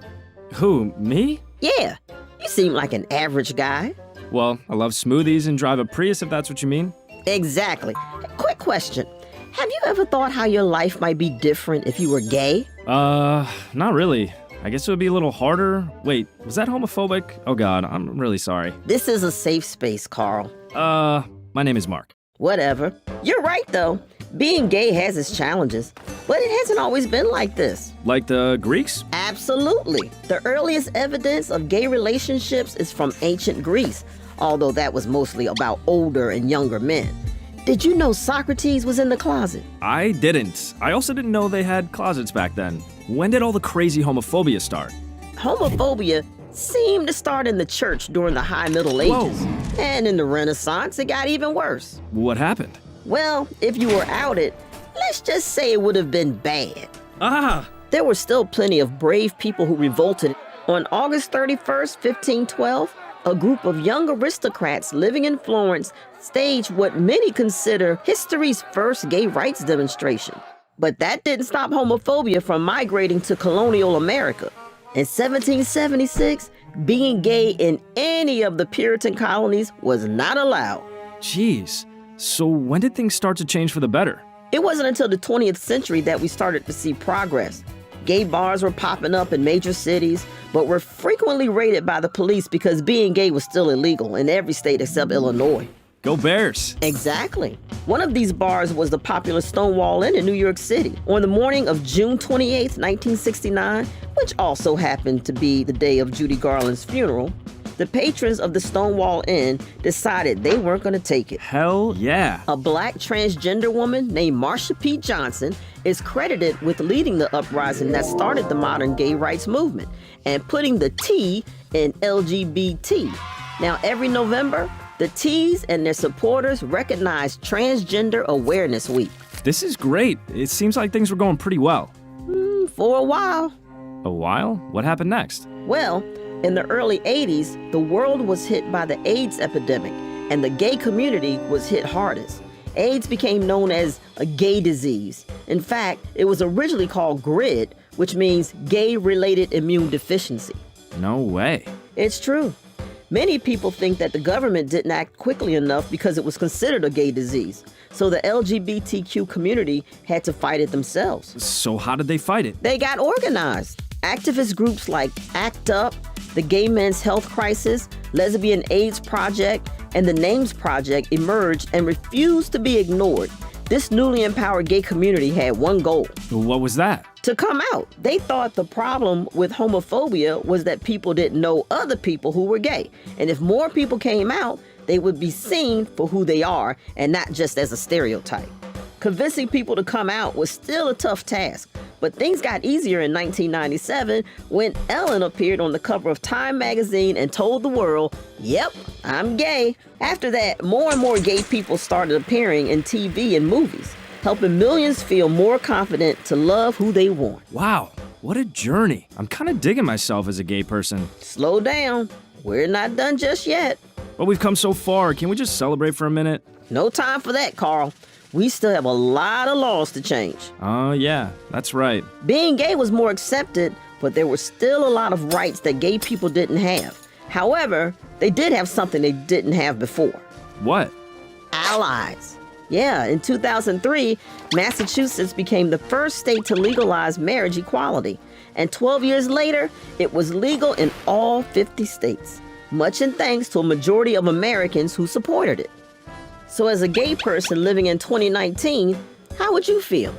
Pretty happy I live in the present, grateful for all the heroes who fought before me, and hopeful for the future. I'm glad, because the fight for equality is still going. It takes a village, and we're going to need your help.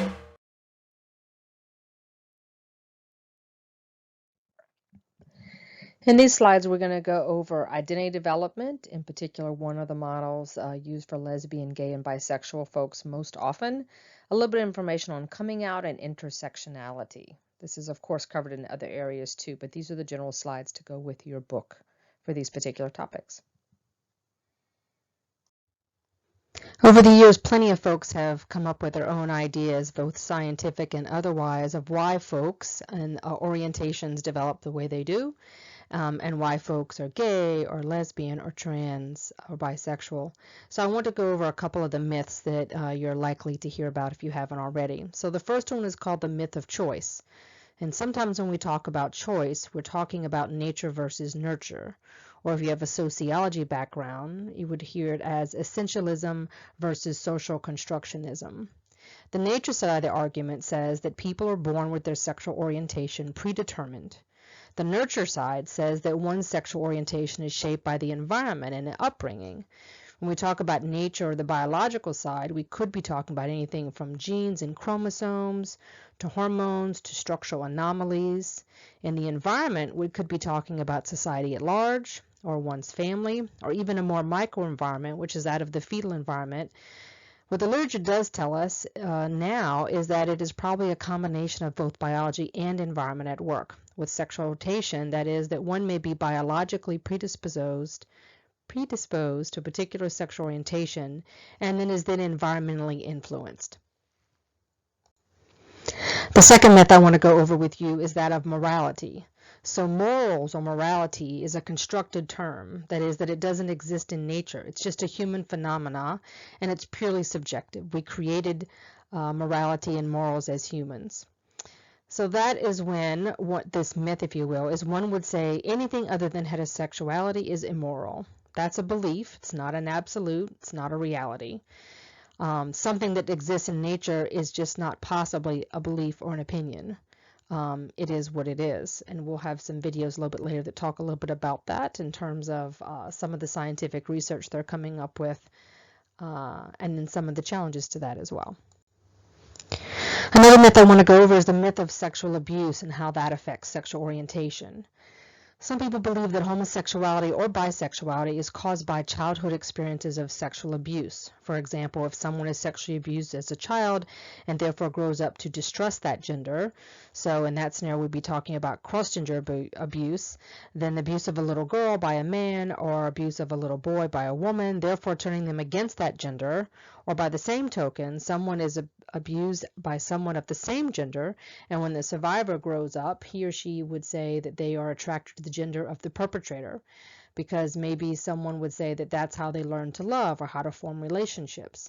But we need to keep in mind that homosexuality is not the same as someone's behavior, because the actual orientation, remember, that's our thoughts, feelings, and behavior. So we need to think about those things as well. So orientation is not necessarily any single one of those things.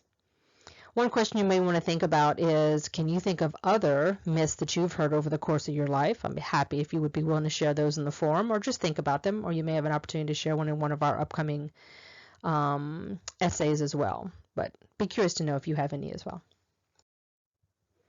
So think about how old you were when you were first socialized to gender and sex and sexuality.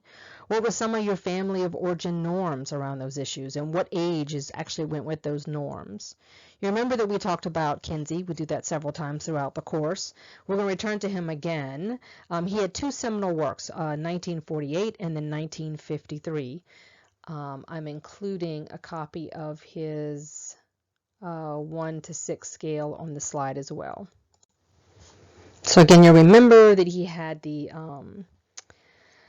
scale from 0 to 6, with the 6 being the side of the scale where same-sex attraction would be the strongest. So etiology is the study of origins. So in this case, we're talking about the origins of sexual orientation that's usually thought of as nature versus nurture, or biology versus environment.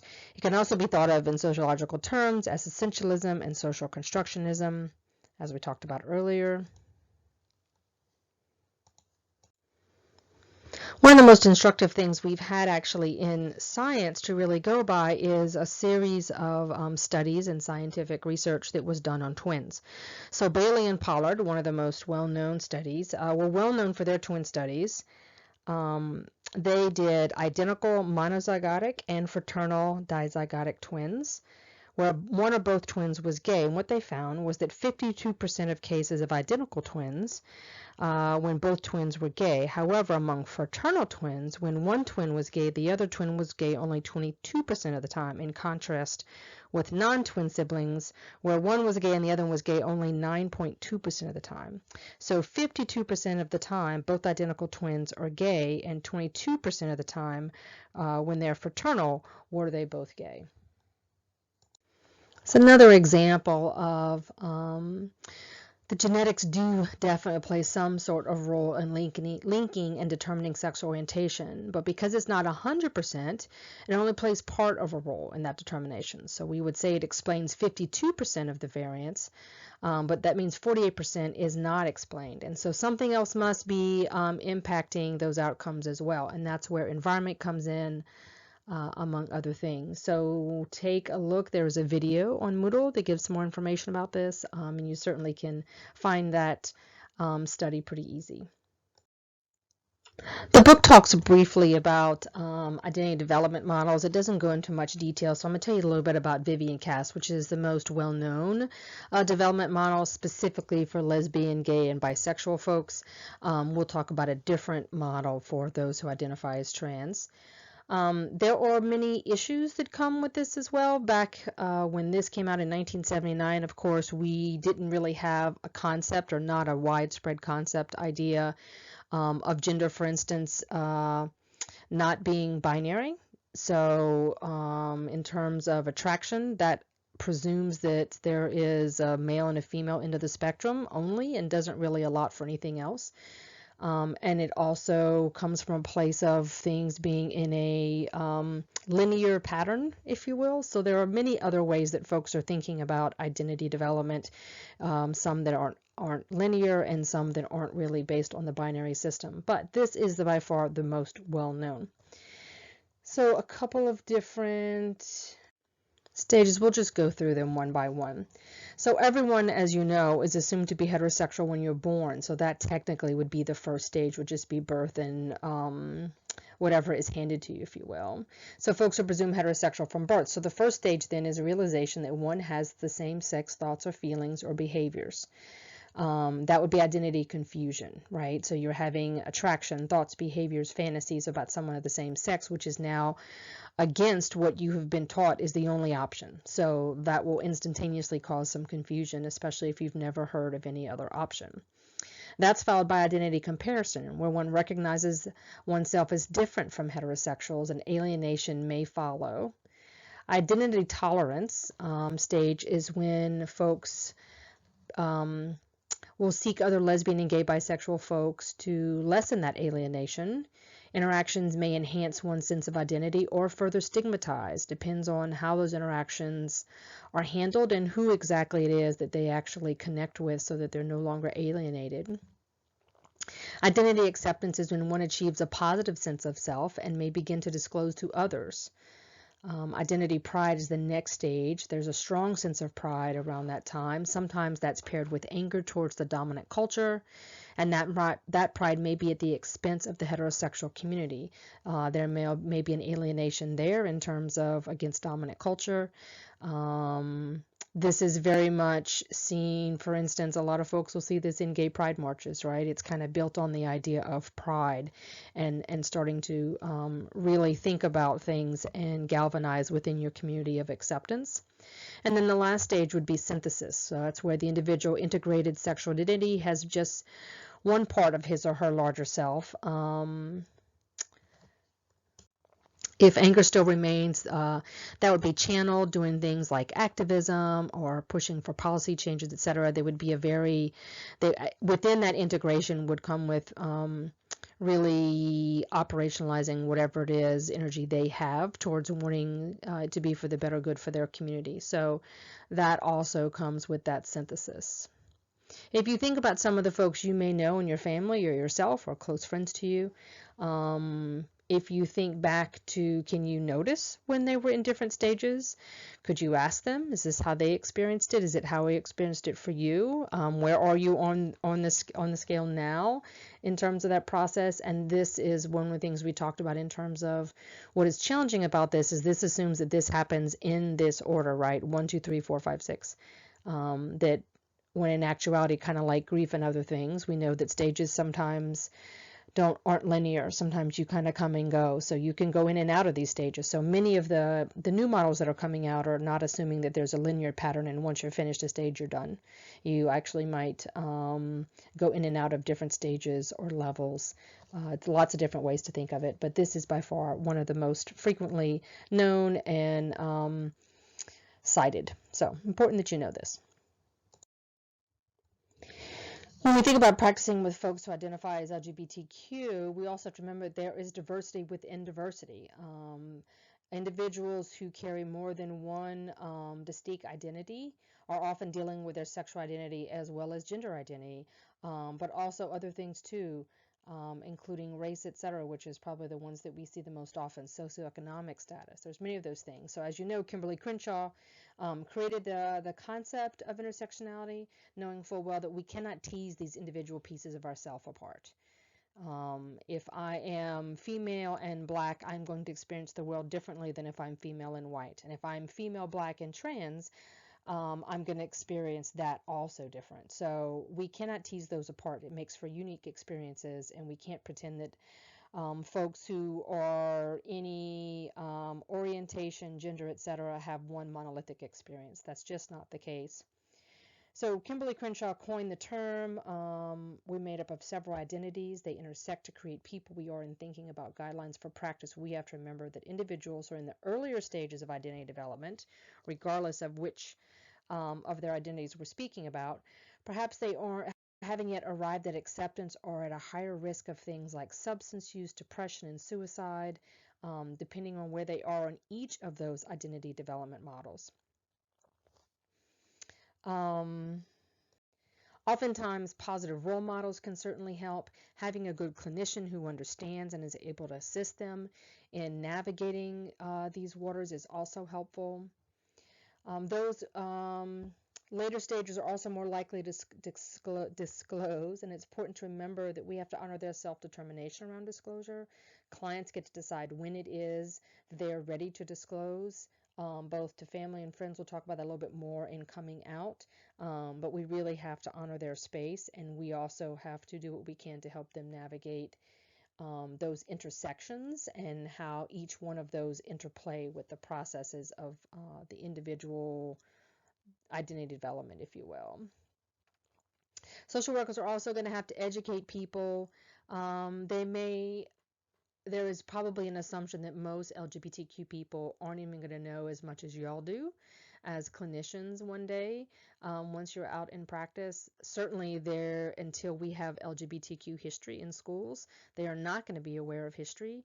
As folks come up behind us that have always known marriage equality, they will not understand the impact of how a 50 or 60-year-old may feel right now, having grown up in a different time and age. So building empathy for those folks is going to be important. So we have to remember that education and knowledge about gay culture, about gay history, about identity development, those things will not come natural to most folks unless they've done their own work, or until which time we have those things codified in our policies and our educational systems to make sure everyone gets the same information.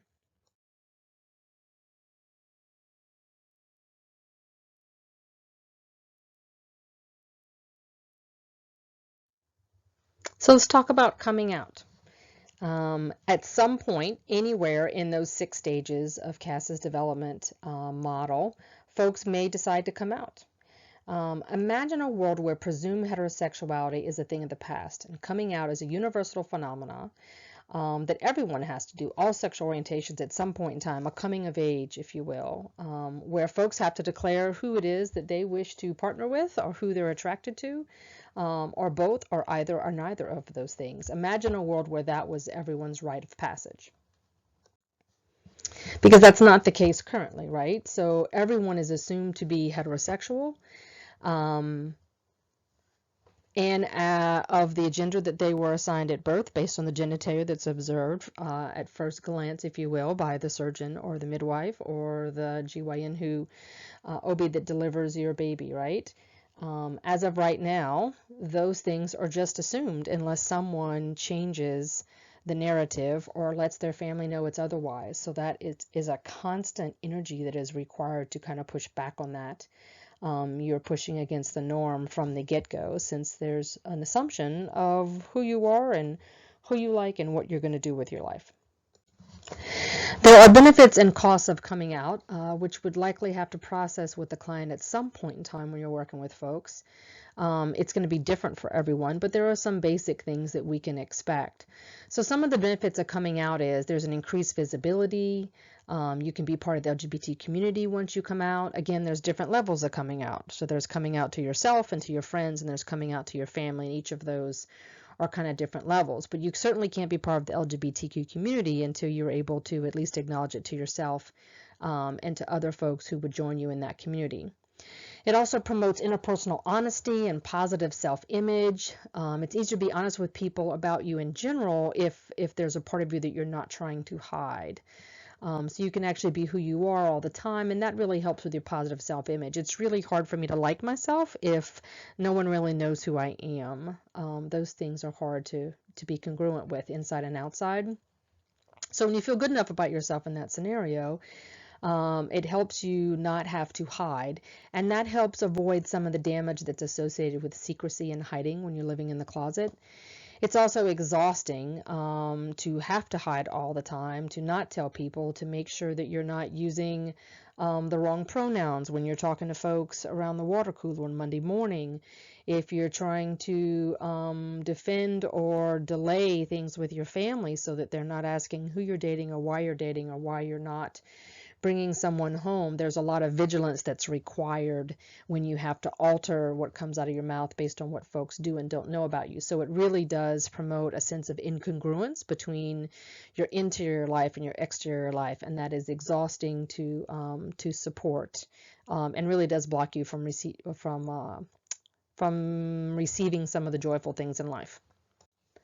And so, of course, that also causes stress. I'm less likely to share things about myself on a Monday morning if I have to be so careful. So I'm much more likely to perhaps be a little bit more reclusive and isolate a little bit more. That said, there are certainly some risks in coming out, and there's some costs. So some of those include rejection from family. There's physical harm, discrimination, harassment, particularly from work, of course. Sometimes there's a desire for folks to protect their loved one, because when a individual comes out, their whole family really has to come out. They could keep it a quiet perhaps, but oftentimes there are impacts with the family as well. So folks individually will not want to come out so that they don't affect their families. If anyone has seen, is it The Happiest Season? I think they came out at Christmas, and that's one of the, spoiler alert, that's one of the things during that movie, right, is that one of the people instead is afraid to come out because it may affect their parent who is a politician. So that is a real thing that some folks do consider on whether or not they're going to actually come out publicly. Again, speaking again about the intersectionality, how folks are received within their communities also depends on what their faith traditions are. What their family's background is in terms of whatever their communities are, whether that be a faith community, whether it be a nationality community. It may be another sort of community if someone is very active in any particular kind of hobby, etc. Wherever it is that your family or a family kind of congregates around, wherever their community is, that community is also impacted. And so if it is a faith community, for instance, then there likely are going to have values brought into the picture in terms of whether or not as a group they value and honor and affirm folks who are anywhere in the LGBTQ family. So that too plays a role with when folks may or may not come out to their families or publicly. There are some differences in coming out having to do with age. We're going to talk about youth a little bit later when we talk specifically about the youth as well as with the aging, but in general, certainly depending on whether or not you have children, and if you're coming out to your children, all of those things play a role in how you decide that in terms of who it's going to affect. That said, it's really important to acknowledge the fact that coming out is absolutely not required. There was a period of time, and I think many people probably still believe that coming out is the only way to have complete mental health, and that it is the appropriate or the healthy response and process. And what we now know is that's just not true. There is no one way to be gay. There's no one way to be trans. There's no one way to come out or to stay in the closet. Those things are very personal decisions. And part of our work as social workers is to not put any of our values or pressure on our clients, but simply to help them navigate that procedure to come to their own decision, and helping them know what the different risk factors may be and helping them make those good decisions. Important to remember that neither of these decisions is going to be perfect. There's going to be a cost and there's going to be a benefit to any decision we make. It's just really important that clients individually decide what cost they're willing to pay and what benefit they want the most. So of course we want to remember that when we're practicing with folks who are LGBTQ, we have to remember that protecting identity does take a lot of energy. And so staying in the closet certainly has its risk, but being outed and it not be their own timeline also has its risks and create stress. So if you are working with someone, you're going to want to work through them on all of these ideas to try to see what is they're most concerned about. We want to explore disclosure, and we want to consider assessing their social environment, their social context, why and to whom are they disclosing and why. We want to help them talk about their level of identity development. If they are in the brand new stages of just thinking about maybe potentially identifying as LGBTQ, then that's going to go over a little bit different than if they've processed some of that and talked to their family. That said, there's no right or wrong way or timing to do that, but we do want to make them aware so they are eyes wide open with the fact that they're on stage 2, let's say, out of 6. And is it worthwhile for them to wait and process it a little bit more? We do know, particularly, we'll talk a little bit more about with transgender emergence, but we do know that when folks have processed it better, family members, particularly those who struggle in the beginning, are much more likely to accept folks' information if they believe that it's been well thought out and that it's not kind of a spur of the moment thing, even though we know that very seldom happens. It's just their perception. We also want to assess our clients' knowledge, remembering that we can't assume that gay folks, like we talked about already, that they know their own history, etc. So making sure they understand all the implications. They may want to bring their family in and have coming out there with a clinician present. It's worthwhile, I think, to have folks practice with you, practice disclosing.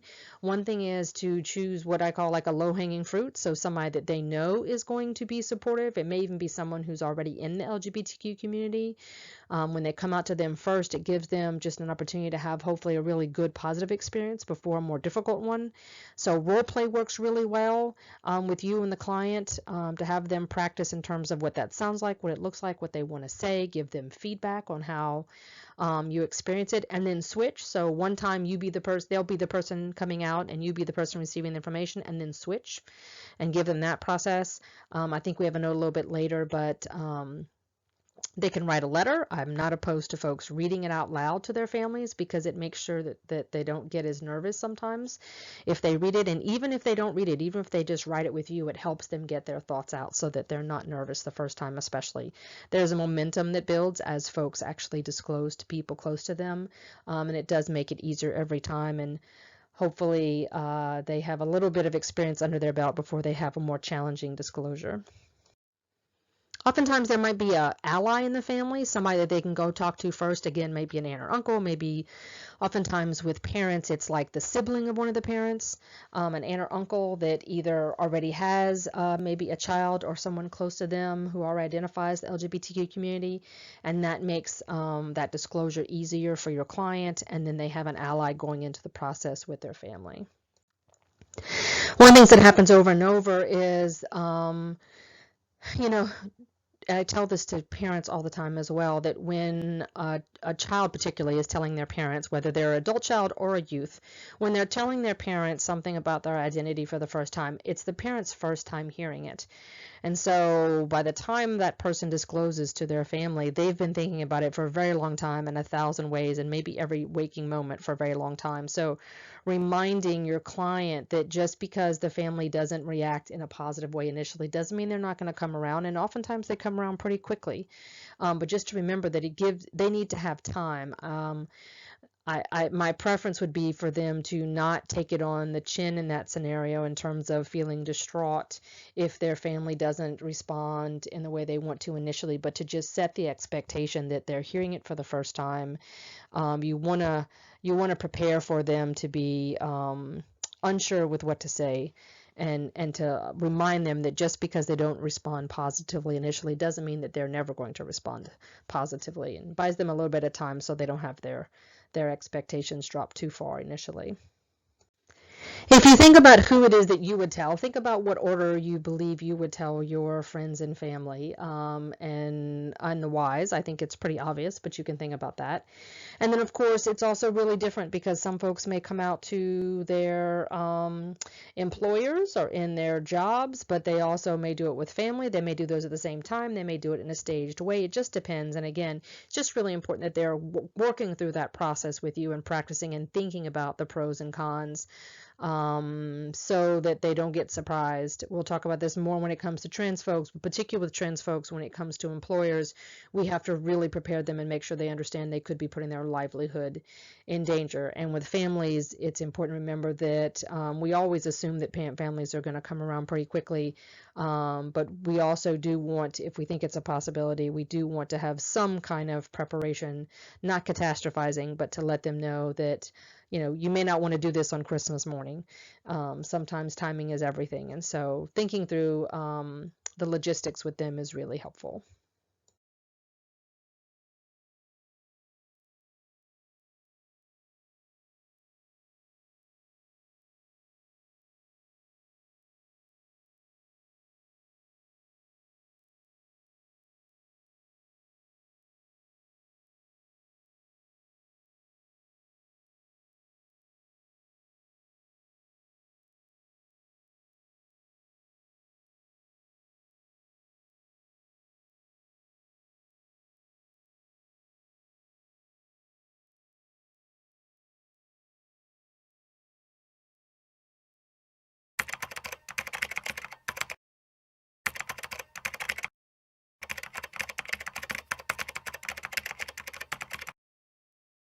I think, unlike a lot of gay people, actually, I personally think that we are overemphasizing the point that people are born gay and that there is a genetic cause to homosexuality. Although I do think that for a large segment of the homosexual population, whether it's male or female, there are very strong genetic components, prenatal influences in terms of hormonal exposure in the womb, and so on.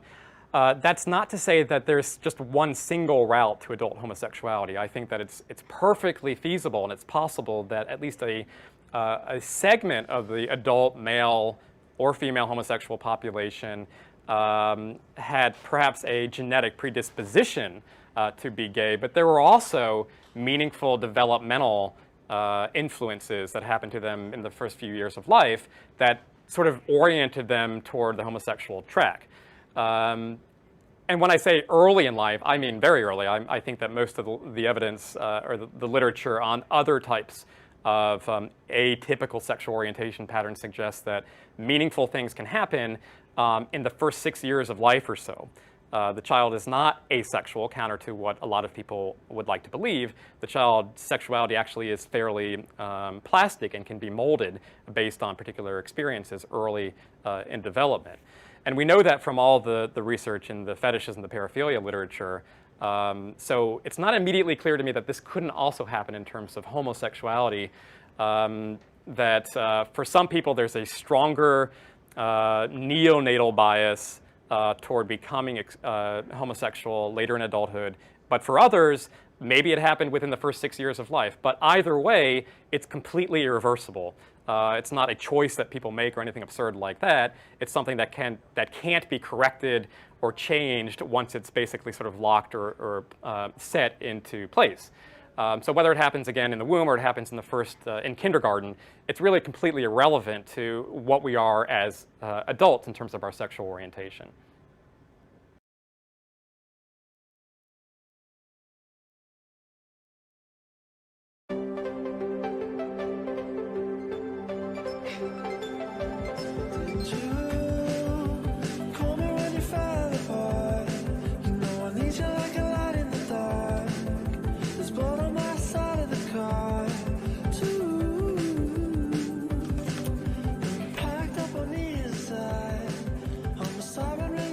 Hey, Felix, are you awake?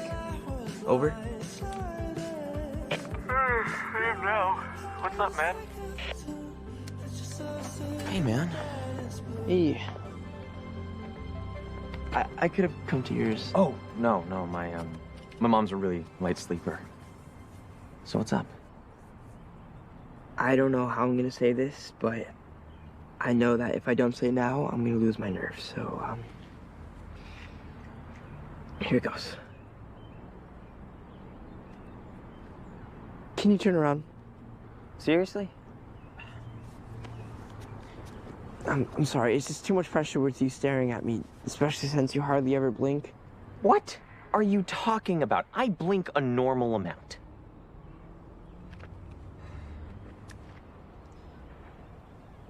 Felix, I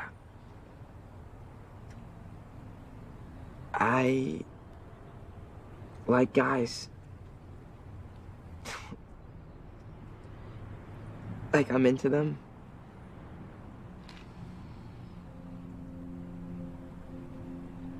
I thought I might for a while, but I wasn't totally sure, and I really wanted to make things work with Mia because she's awesome. But I can't, because I like guys.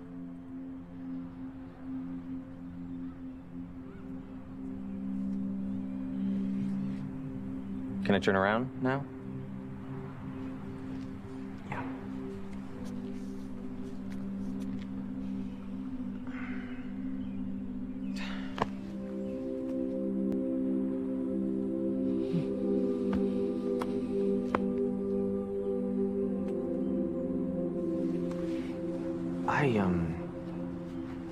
I really don't know the perfect thing to say. But I'm really happy you told me. And this doesn't change anything between us, obviously.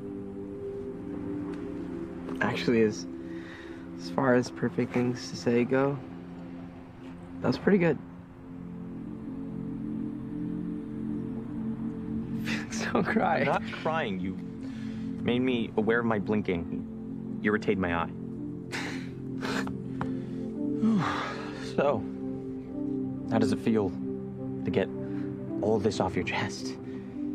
Kind of amazing. But, you were the easy one. Yeah. Telling me is gonna suck. But she'll understand. It's not like you cheated on her or killed her cat. I kinda kissed Benji. Whoa.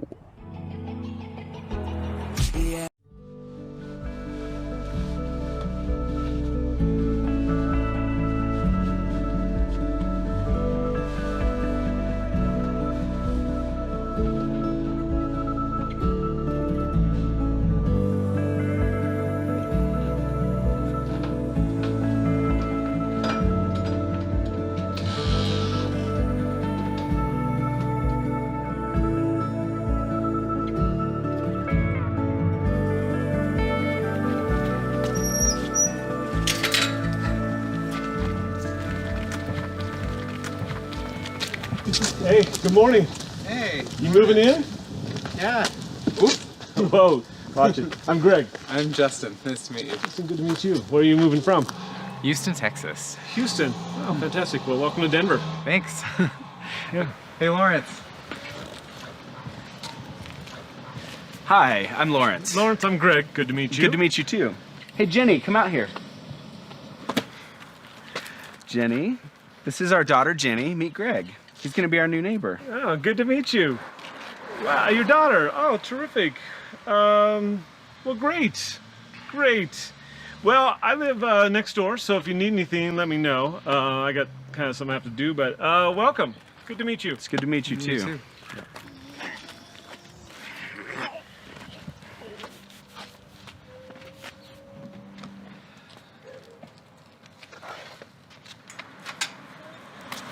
Hey, man. Can I help you out there? No, I got it. All right. Well, I don't mind at all. No, I got it. I know you've been moving stuff all day, so I'm good. Thanks. Okay. Sure. Hi. Hi. Hey. Hi, I live next door. Would you guys like to come to a barbecue? Yeah, I'd love to actually. You know, I would, but I have some stuff I need to do, so but thank you. Thank you. Okay.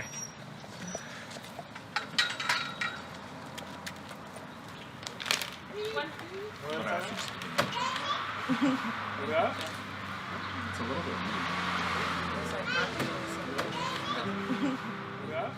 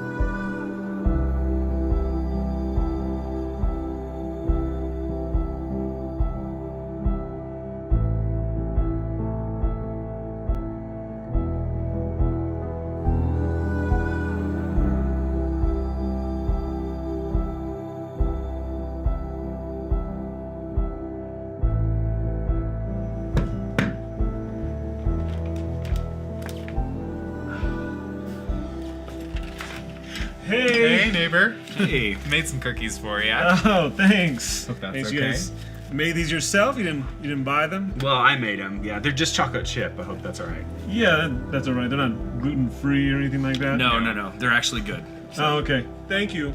Thanks. You're welcome. Have a good one. Yeah.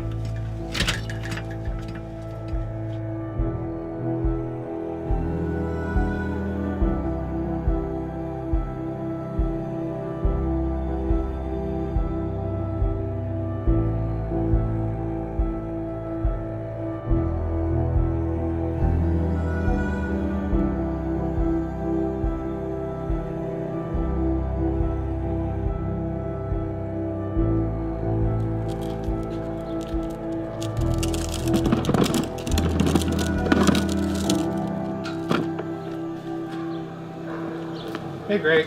Need some help? Yeah, if you could, thanks. No problem. Can I take your bag, too? Yeah, thank you. How's your day going? That's pretty good, thanks. Hey, I had some of those cookies you guys brought over. So good, delicious. Lawrence is the cook usually. I just burn stuff. You can just put that bag down there, Right that's fine. So, hey, are you an artist? Yeah, just some stuff I'm kind of working on. Oh, they look really great. Thanks. So, we wanted to ask you, we're doing a dinner thing tonight around 6, if you want to come over. Yeah, I mean, I'm not doing anything, so yeah, I can come by. You need me to bring something? Yeah, we've got the main dish covered, but if you want to bring something to drink, that'd be great. All right. Okay, I'll be there at 6. All Thank right. you. See you then.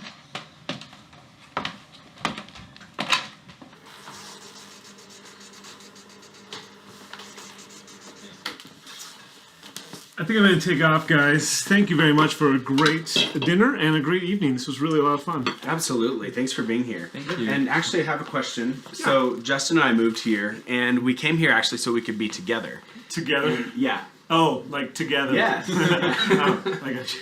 So, we are having a little ceremony next week, and wanted to know if you could be there. Oh, is this an invitation? It is, yeah.